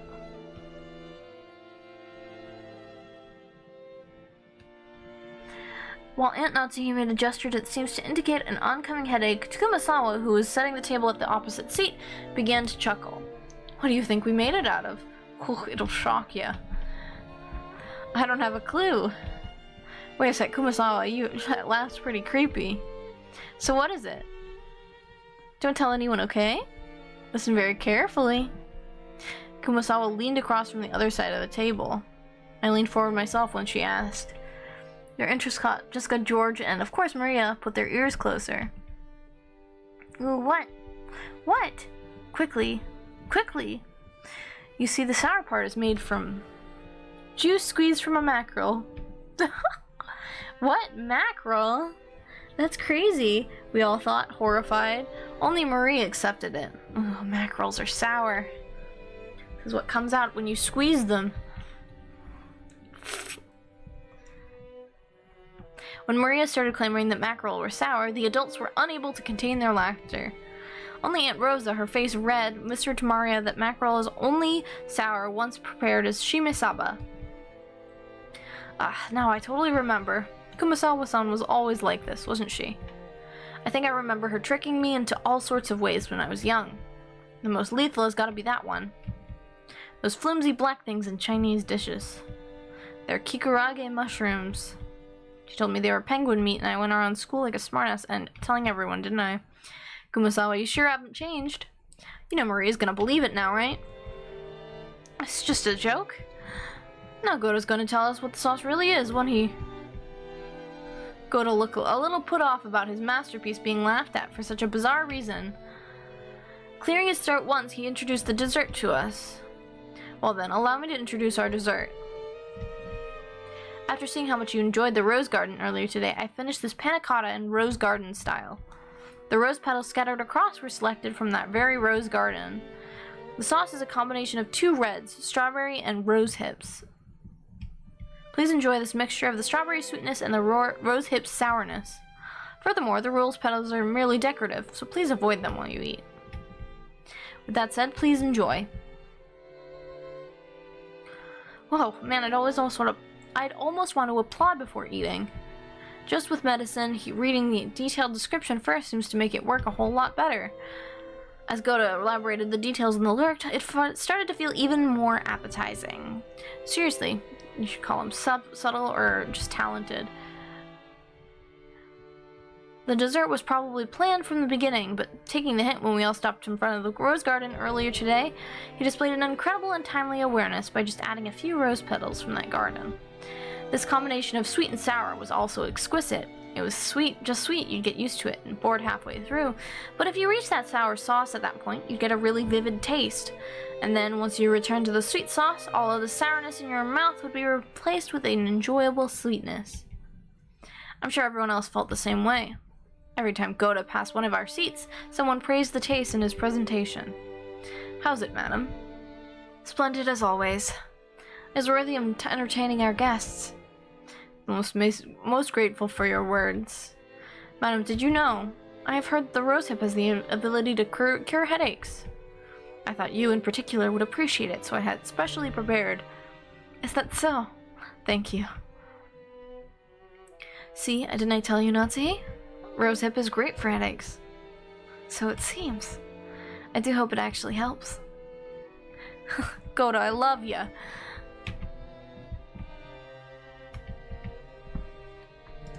Hey, later on, why don't you tell me how they're treating you? Or if you can't, just let me know what kind of salary you'd like. Having your talent confined to this small island is sacrilege to humanity's cooking culture. What do you think about working your craft for my company and delighting all our customers? Hideyoshi, you're trying to steal away our Goda. Now that won't do at all. We'd better start treating Gordo better or he'll get snatched up. Yes, you really should. If you don't, someone's gonna grab him and you'll be stuck with 3 meals of Kumasawa-style mackerel cooking a day, won't you? That's harsh. It seems someone's holding a grudge against me. Everyone let out a huge laugh. According to Jessica, Kumasawa's mackerel jokes were a running gag that our parents had long since gotten used to. Kumasawa often claimed that mackerels had precious nutritional value, which could slow aging and make people smarter and more. Supposedly, while it couldn't stop the outward signs of aging, it helped prevent it on the inside. Since she was still sprighted enough to tell these kinds of jokes at her age, there must be something to that theory. Ho ho ho, in that case, if you'll excuse me, prepare yourself for tonight's dinner. We'll be cooking plenty of mackerel dishes for you, so you better look forward to it. We sure will. Can't wait to get all puckered up from tonight's shimasaba. That sounds wonderful. I wonder if they'll be serving any good Japanese sake. Oh, we just certainly will. Haven't you heard of Rokonjima's famous mackerel shochu?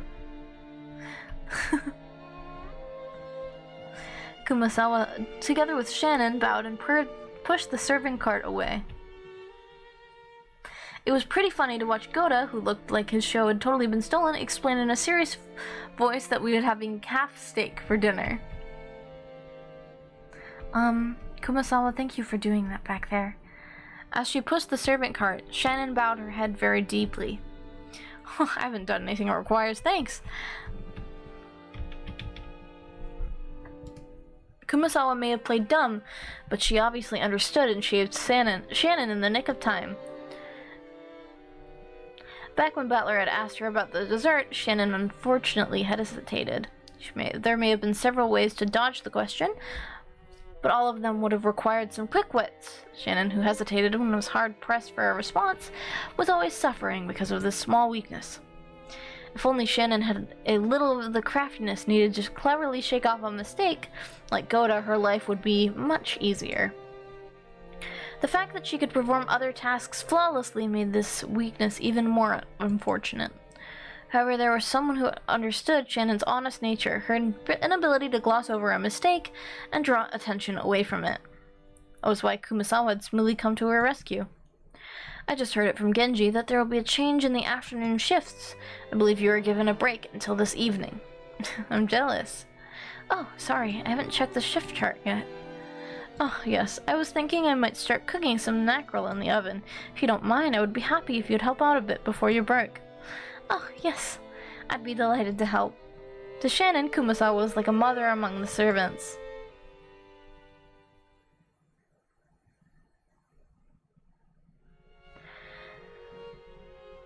Whew. Ugh. Oh my goodness. Like 15 more minutes, maybe? You can go till 10. The dining hall that needed to be cleaned up so were cleared out. Instead, tea was being served in the parlor. Apparently, they prepared the black tea that Aunt Rosa had bought for Aunt Natsuhi. Maria also said she wanted to have some black tea. My old bastard said she couldn't and told his children to go play outside. Butler, why don't we go for a walk outside? Go ahead and take a look at the roses or something, but keep a close eye on the weather.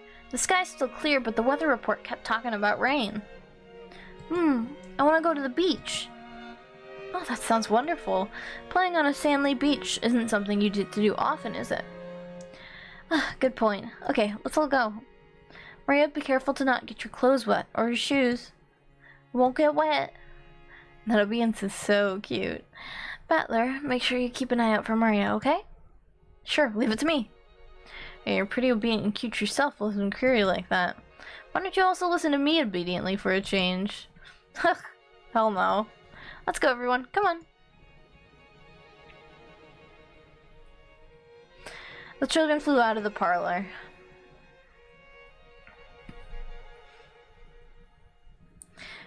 When are you ewing at Battler's dad? Because me too. They were replaced by Genji, who pushed a serving cart in, prepared to serve the tea. The parlor was filled with a sublime aroma which delighted everyone while they waited to sate their thirst. Rudolph's family certainly seems close. It's a wonderful thing. Quit it. We're no match for your family, Aniki. That's true. You've raised Jessica to be so adorable. I imagine that's another fruit of your talents, education, and training. Natsuhi. Thank you. Natsuhi answered coldly. The conversation broke off then, and the parlor felt silent. Maybe Hideyoshi couldn't bear the silence because he broke it himself with an exaggerated gesture. Still, they do grow fast. I thought they'd be kids forever, but they start getting huge all of a sudden, and they're like adults. They're adults like us. Battler looks like a different person now. His body has grown much bigger, but he's still a kid. Though you could say the same about my husband. I wonder where the border between child and adult is. Still don't feel as though I've grown up. It's that pitiful. That's not something the mother of a child should say. That's right. We're not children anymore. We're all adults now. So I wish we could talk together on an intellectual level, rather than an emotional one. When Ava smiled with a sharp sarcasm, everyone seemed to get more tense. It felt as though that pleasant tea aroma had been tossed out the window. Since long ago, we've always endeavored to engage in intellectual conversations. It seems your sarcasm occasionally mixes its mark, just as it always has. Oh, what? You've always endeavored to do? My. I wish I could wrap those words up and send them to this room a few decades ago. Right, Rosa? Rosa gave him a vague smile. She knew that, whether she agreed or disagreed, she'd earned the displeasure of one of her siblings. It was a bit of a worldly wisdom that had been essential for someone growing up as the youngest sibling. Quit it, Aniki. We better get started on our main topic while the brats aren't around. Let us make our intellectual discussion. As Rudolph glanced over the faces of all present, some let out a slight sigh, and some let out a small look of resignation across their face. They were approaching the unavoidable, true agenda. Last year, his life expectancy was estimated to about 3 months, which I guess means he's got negative 9 months left now. Should we take that to mean it might suddenly happen at any time? The family head is still alive and well. The fact that you bring up such an inappropriate topic under the light of day makes me doubt your sanity, Rudolph. Still, Natsuhi, this is sort of thing you can't put off until after something happens. He's still healthy now, which makes the perfect time to talk about this. Well, you've got time to plan. It's just a bit of financial etiquette, you might say. It seems Father is the focus of everyone's concern. Dr. Nanjo, could we hear the details from you? That appears to be what everyone else is waiting for, after all. Nanjo, who had been standing by the window and staring out at the rose garden, let out a single cough when he realized he was being called. Dr. Nanjo, how is Father's condition? Well, to begin, allow me to start with a revision, since my estimate last year that he only had 3 months left was not borne out. No need to explain. You're saying that measuring the living life is only a prediction, not a promise, right? That's correct. Because of that, while I will accept everyone's repeated questions, I can by no means confirm when he will pass away.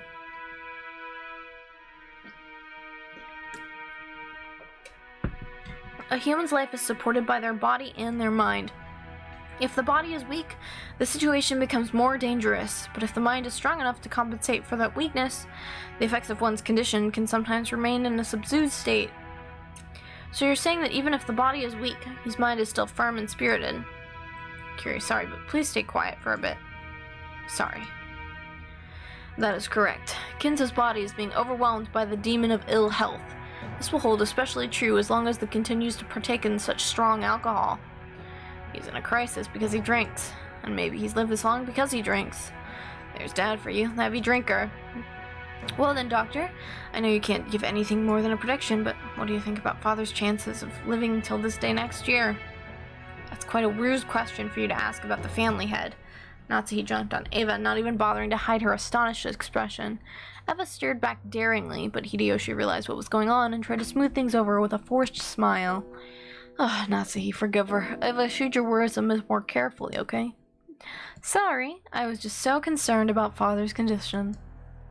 Is that so? I hadn't realized. Dr. Nanjo, please tell us, for the sake of the beautiful love of the daughter, about her father's lifespan. Kraus laughs sarcastically, and Eva, smiling sweetly, returned an identical chuckle. You asked whether he'll still be healthy next year, but as a doctor, it's still very hard to say, because while I do think his lull in his condition will continue for a while, if he suffers some kind of fit, there may be nothing we can do. After all, Rokonjima is a solitary island. It is not, though an ambulance could quickly jump in to save him. Normally, I would want to have him placed in a large hospital on the mainland, but Father stated he does not want his noble research interrupted. It seems he holds a grudge over the way we tried to force him out last year. Apparently, he strongly suspects that he'll be shut away in some hospital if he goes outside. And that's how things are now. Asked Dr. Nanjo when examining him. Father trusts Dr. Nanjo. It seems he can be examined when he's in one of his better moods. I can examine his condition, but if I try to recommend medicine or hospitalization, he refuses to listen. I've really only been able to look. It's true some people hate doctors. Still, what a hassle. Nanjo sighed deeply. The purpose of an examination is to determine whether what medical treatment would be appropriate. Resuming the examination and not following the advice given makes the whole thing pointless. So, to sum it up, he's still expected to live 3 months. There's no way to guess how long he'll continue to live while still on the verge of death. Rudolph, couldn't you be a little more discreet with your words? Sorry. I've always talked this way. Give me a break. I understand how Dr. Nanjo sees it. What about you, Kraus? To be perfectly honest, I have to disagree with Dr. Nanjo. I find it truly difficult to think of Father as a person who's so sick as he only has 3 months to live. His yellow's as healthy as ever, and I still get chills at the thought of his fist raising down on me. Pushing the care of the father solely onto the shoulders of the eldest sibling is far from fair. The next world get born after me. Okay, let's get back on track. In the opinion of our impartial and neutral doctor, it wouldn't be odd for him to go any time. No offense to you, Aniki, but I'd rather trust the opinion of an expert in his field, which means it's definitely not too early to start talking about Dad's assets. Father's personal funds probably reach as high as several 10 billion yen, right? But it's not as though that's nearly neatly gathered as ready cash. It's not as simple as simply cutting a birthday cake with a knife. It's an interesting way to put it. That's right, sometimes you get strawberries or chocolates on top of the cake, making it hard to cleanly cut into equal parts. Given that, don't you think it's important to discuss beforehand how to best stick the knife in? Can't understand how you can all openly discuss this as though the family head is dead, even though he's still alive. Come now, don't you see how important this is? After all, when the time comes, the inheritance of his fortune must be carried out immediately, right? Moreover, the glorious Ushiramiya house's wealth is vast. Don't you understand that careful discussion is necessary beforehand?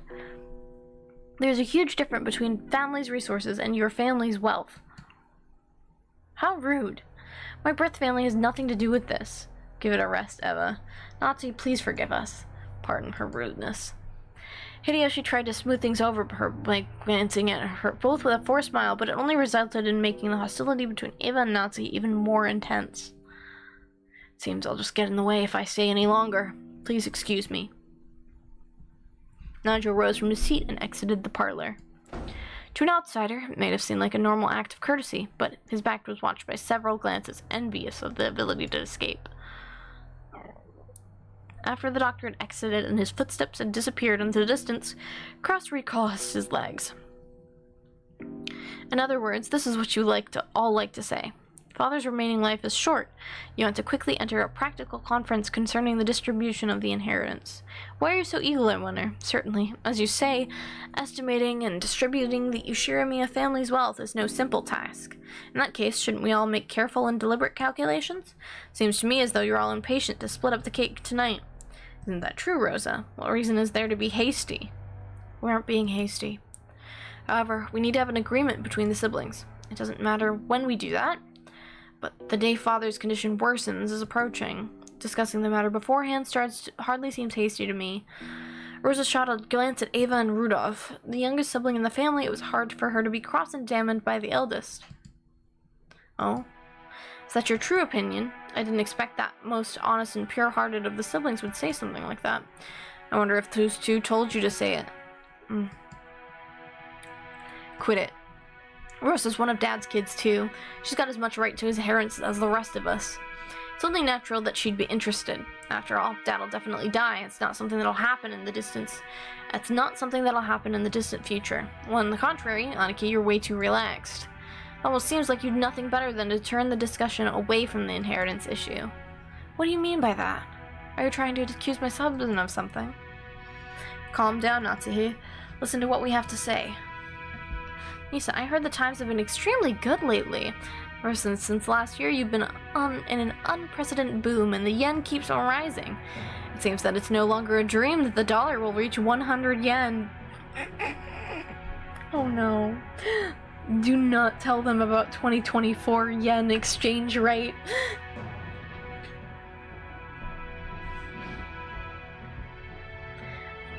They don't know. They don't know about the amount of anime merchandise that I've bought and skebs.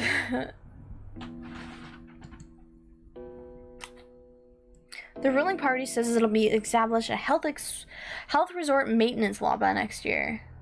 Isn't it like 160 yen to a dollar? Yes. Something like that.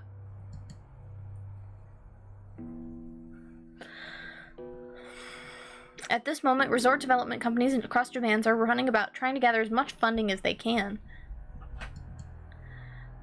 You certainly seem to know a lot about it. Japan is about to experience an unprecedented boom. It'll be a repeat of the Korean War demands, a time during which Father revived the Ushiramiya family. The people of Japan have been working like mad by achieving vast economic growth and becoming the most well-off people in the world, reaching the height of our prosperity. We've reached an era where private spending is vast, which means easy money for institutions can capitalize on that fact. Hi, Yumi, we're reading. The three kinds of electrical appliances no longer represent the people's needs. The people need ski resorts, golf courses, public pools, resort hotels, and theme parks. Have you gone to Disneyland, which opened a few years ago? What an excellent theme park. It's a place where even an adult can be a kid and have fun with his family. No longer do we count our sole virtue to be selfless devotion while failing to care for our families.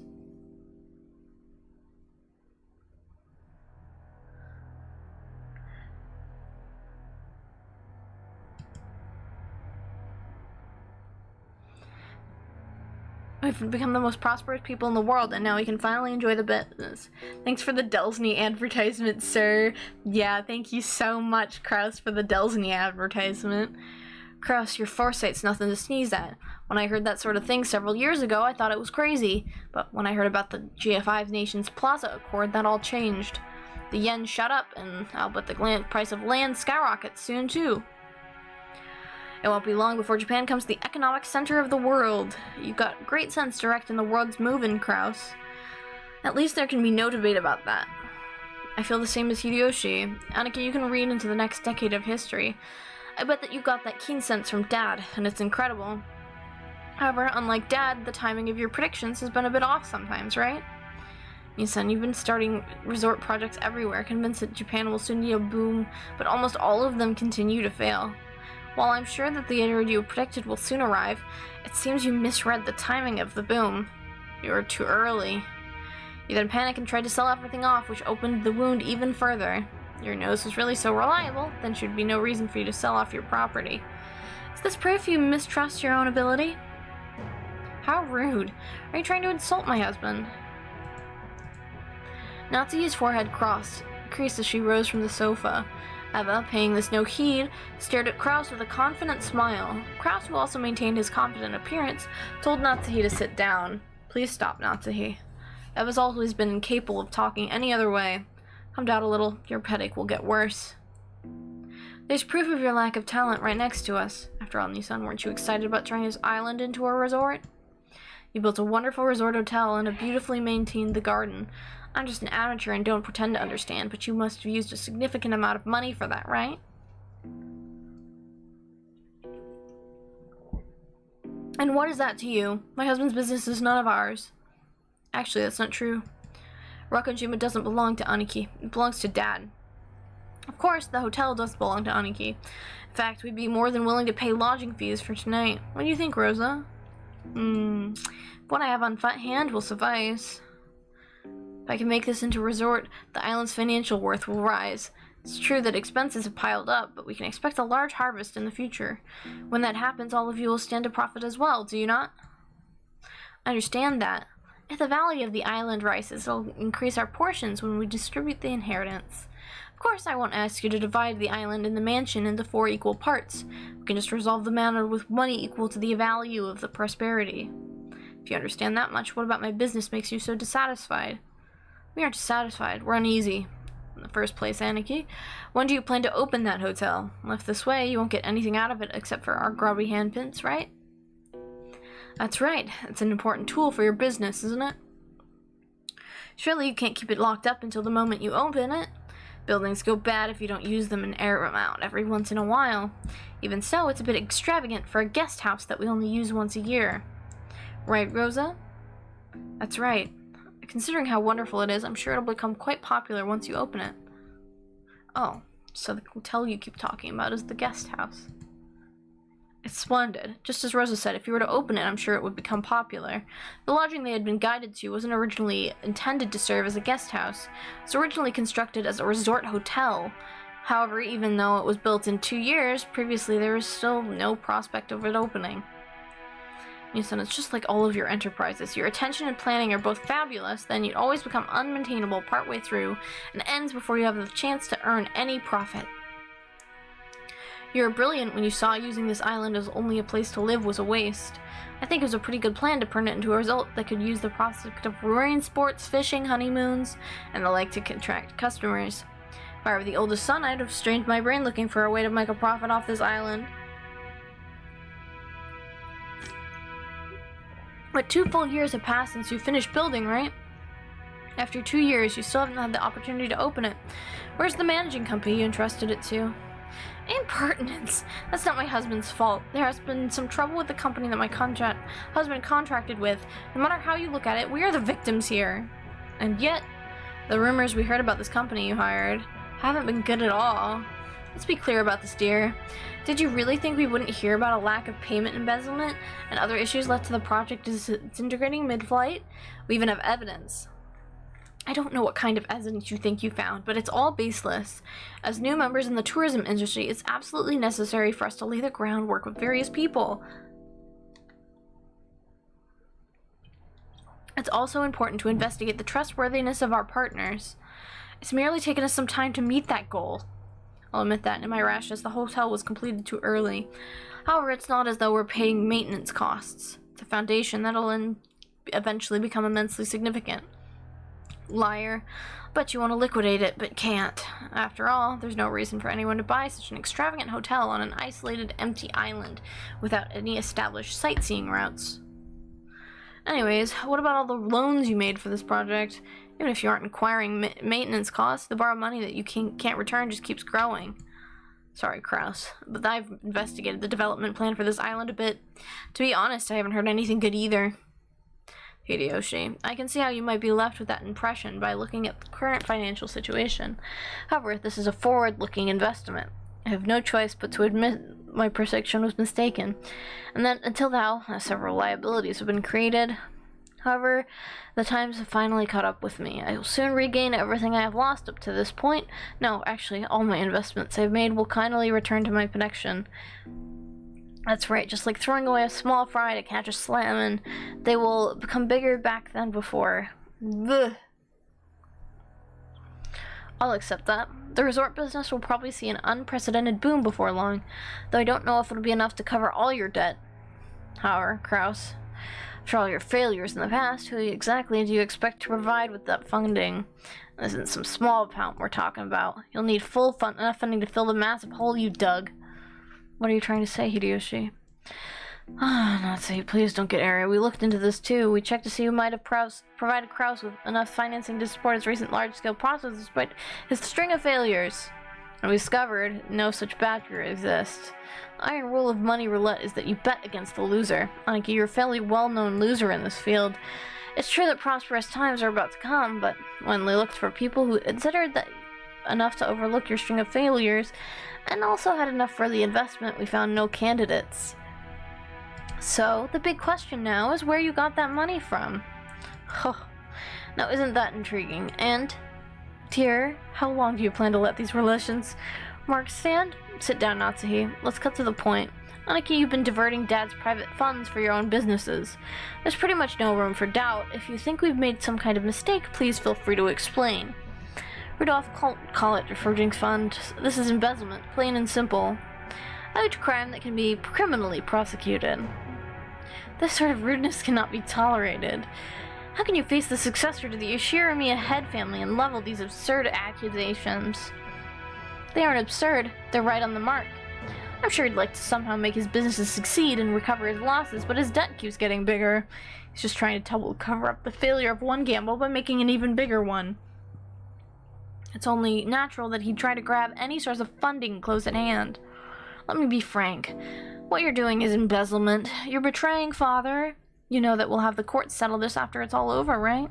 Do you think that kind of person has any right to call themselves the successor of the Ushiramiya head family?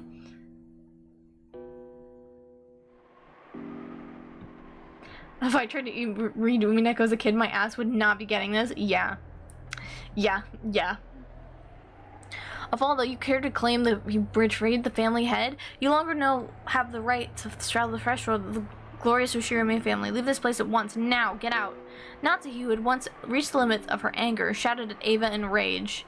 She then pointed alternatively at Ava in the hallway, demanding she leave. Ava took out a folding fan and fanned herself with it, glaring maliciously at Natsuhi, though silently daring herself to repeat what she said. However, her mouth was still smiling, curved in the shape of a crescent moon. In that unpleasant silence, Rosa gulped. Hey, Natsuhi? To whom do you think you are speaking to in such a tone? I'm speaking to the exceedingly rude sister of my husband. As the person in charge of the main family's kitchen, I cannot overlook any more of this. In charge of the kitchen?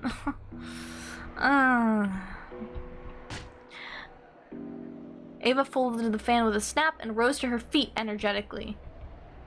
Compared to the elegance and playfulness she'd shown until a second ago, she was now unimaginably aggressive. How foolish. You stand down. Before Ava of the Ushiramiya family. You tell me to stand down? Me, Ushiramiya Eva, third ranked in the Ushiramiya family hierarchy, the one allowed to sit at the left shoulder of the family head? Know your place, and then look at your shabby self in a mirror. Where is the symbol of the wing on your clothes? Where were you permitted to wear the one-winged eagle?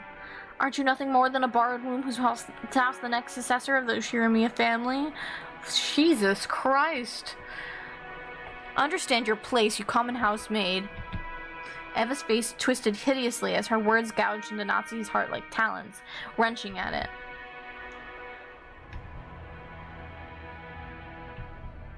There were 100 ways Natsuhi wanted to respond. However, her anger and sorrow crushed her throat, and none of those words managed to make it to her mouth. Her anger had nowhere to go and became a single hot tear that dripped down. Hi, Dizzy! Welcome in! Yeah, it's a verbal smackdown. She obliterated her in one shot. What's wrong? If you have something to say, please do so. Come on. Eva faced her with a provocative gaze. However, Natsuhi could do nothing. Kraus quietly bore the power head tension.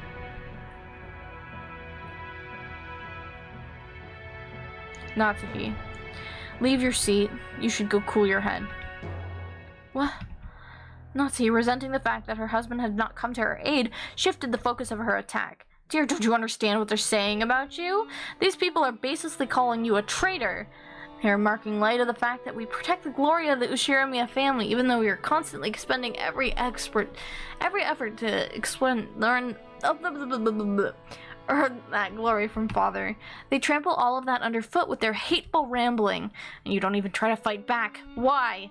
I'm only standing up for us because you won't. But you've been putting up the entire burden on me for some time now. And now you tell me to cool my head? It's always me.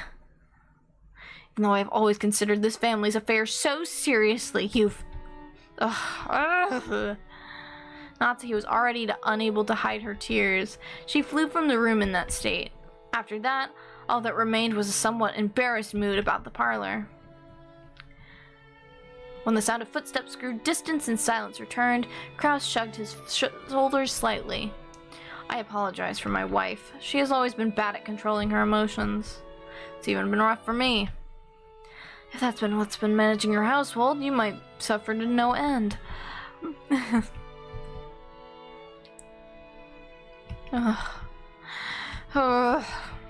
Madam, it's nothing. Leave me be. Natsuhi flew to her room and threw herself onto her bed, lamenting. Those heart-wrenching sobs reached Kumasawa in the hallway. Poor Madame Natsuhi. There's a deep enmity between her and Eva. Explaining their relationship would be very trying for me, as a woman. The Ushiramiya family holds blood in high regard, but if a woman marries and leaves the family, they're normally removed from the family register. Thus, under normal circumstances, Eva should have been removed when she married Hideyoshi. However, there is no one deserving of the blame to this matter. The madam certainly bears no guilt. There is nothing to call it other than the whim of God. Kraus and Natsuhi were not blessed with children for some time. After all, this is a male-dominant Ushiramiya family. A wife is merely a tool to create an heir. If such a wife cannot fulfill her only duty, she will never be treated as a human. It pains me to remember how Master tortured Madam during that time. Back then, a wedding between Eva and Hideyoshi was being discussed. Eva was sly. Taking advantage of Madam's inability to become pregnant, she gained the favor of her master. She inspired him to allow her to marry and give birth to a successor herself, making sure to avoid transferring her name out of the Ushiramiya register. There was a vast difference in the Ushiramiya hierarchy between Madam, who married into the Ushiramiya family and was treated like an outsider, and Eva, who was related to the family by blood, and whose husband took on the Ushiramiya name. Furthermore, Eva actually gave birth first, to a boy. As for how much weaker Madam's position was than Eva's, well, I believe you could see for yourself. I'm sure Madam is tormented by the thought that if only she had gotten pregnant earlier, the master wouldn't have accepted Eva's request to keep her last name after marriage, and Eva wouldn't have been permitted to act as arrogantly as she did today. However, that was not Madam's fault. All the blame lies with God's whims and the stork that delivered Jessica late. Even so, Madam won't allow herself to see things this way. She probably can't help but cry bitter tears as a woman, her abilities to carry out the duties expected of a wife. How sad. I cannot do anything except watch over her from the shadows.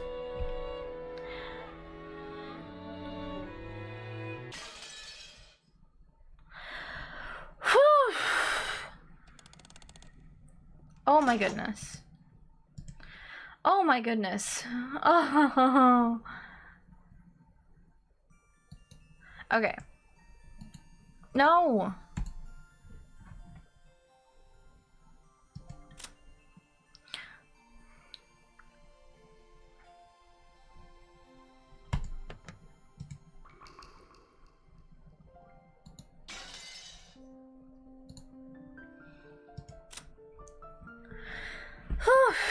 Oh my gosh, I am going to actually... I think that's where I'm going to call it for tonight. About 2 hours of reading is good. Whoa.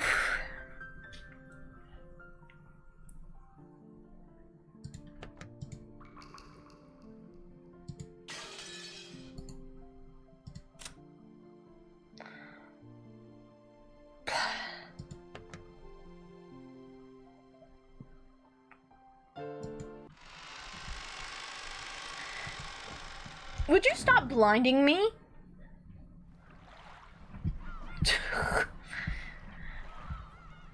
Okay, let's go over here really quick.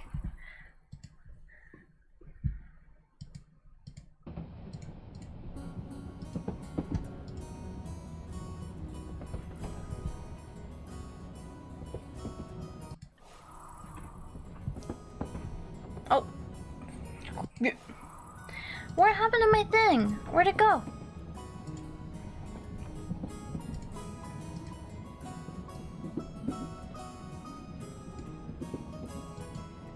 There we go. There we go. Good stream, yippee! Yippee! We finished some more Umineko. I feel like nothing. I feel like I've just like barely dented it. I feel like I barely dented it. We've barely dented it. There's so much more. I'm already feeling so overwhelmed by the amount of like length this has, and how long, like how wordy Ryukishi 7 is. He's very wordy with his writing, which I like. I like his style of work. We haven't even like gotten to the actual like. This is all just the exposition for, like, the rest of it. We're just learning about the family right now. Apparently, this is not a family drama visual novel. This is a mystery visual novel. One day, we'll get to the actual mystery part. Until then, I will sit here sad, getting angry. Until then, I will be consumed by my rage towards Battler for existing. Thank you so much. It is about generational trauma for sure. Yeah, I can feel it. I feel the generational trauma in my bones. It's crazy. Like, the Ushiramiya family is so fucked up. I'm like, what is wrong with you people? What is wrong with you people? I'm like, could you guys be normal? No.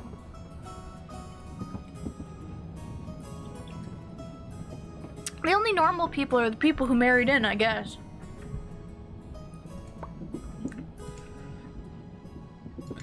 It's insane to me. I can't believe this. Oh, I can turn this on again. Here you go. I don't know. It's gonna be a lot. Hopefully, maybe we'll get, guys, maybe next week, maybe next Thursday, we'll get to the dinner segment. Maybe next time we'll get to we'll get to go to dinner. Maybe next time there'll be a dinner. Maybe we will, but maybe we won't. We'll probably have another segment with the youngins again, and then they'll probably do dinner, and then, well, no, they'll probably have another Kinzo segment, and then we'll have another, probably, I don't know, Probably gonna, maybe, hopefully. And maybe one day we'll get to meet Beatrice. I miss her. I miss her so much. Cause see, like, I read this, so I started reading Umineko like 10 years ago. I think. It's like 10-ish years ago, maybe? It's been a long time. It was probably more than 10 years ago, because when I read it, the only chapters that were translated, I've already read up to like chapter 2 of the question arcs, but like I don't remember any of it. I don't remember. This is like I've wiped my brain clear of Umineko, and now I can be free.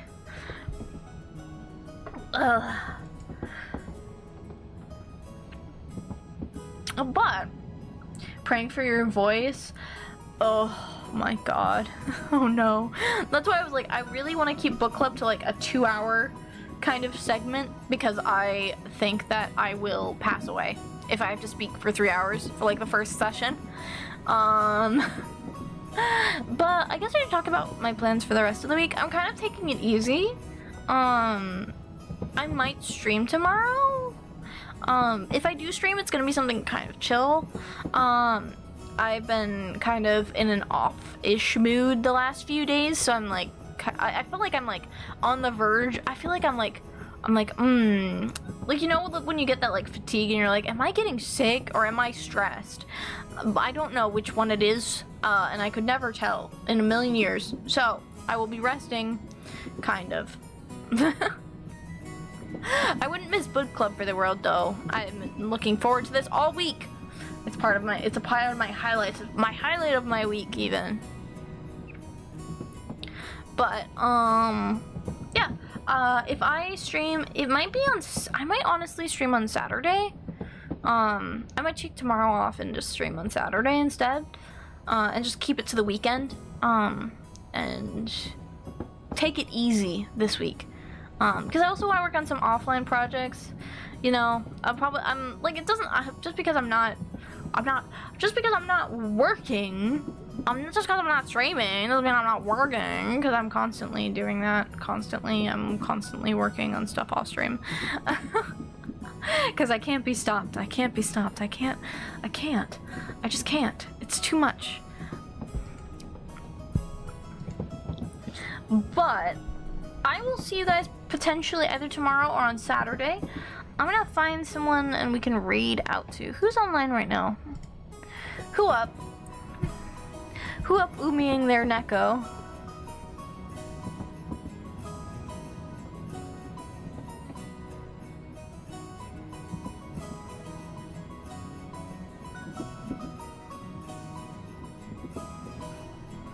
Lyra is streaming.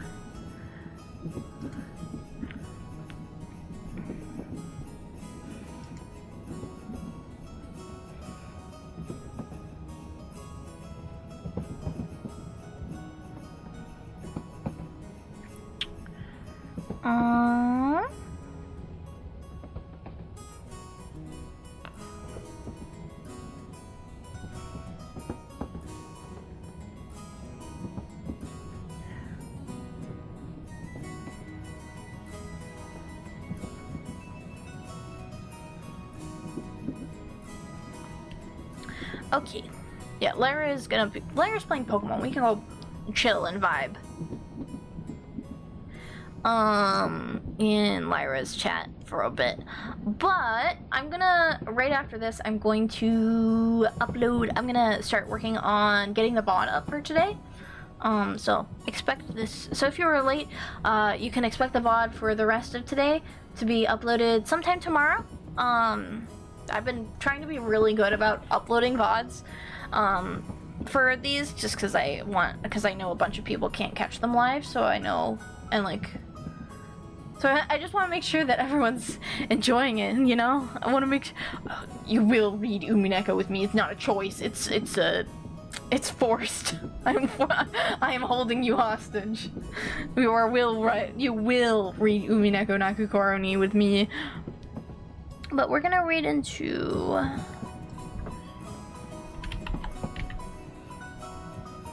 Novice Nocturne.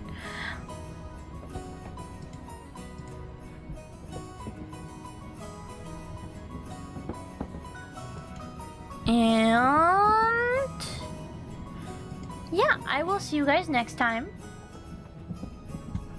I'll see you on either Friday or Saturday, depending on how I'm feeling.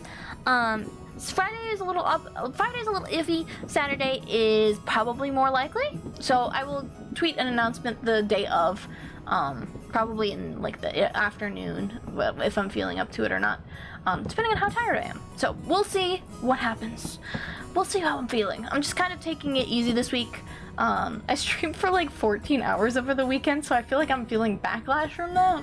But once again, I'm Siri, your local ghost train conductor over on the Gehenna Express.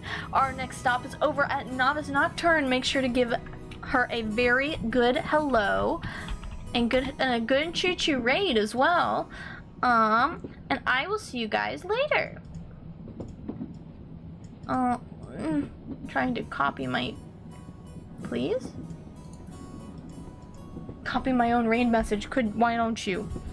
But thank you for stream. Bye! Bye, Parfait! Bye! Bye, guys! But I'll see you guys next time. Bye-bye! Good night!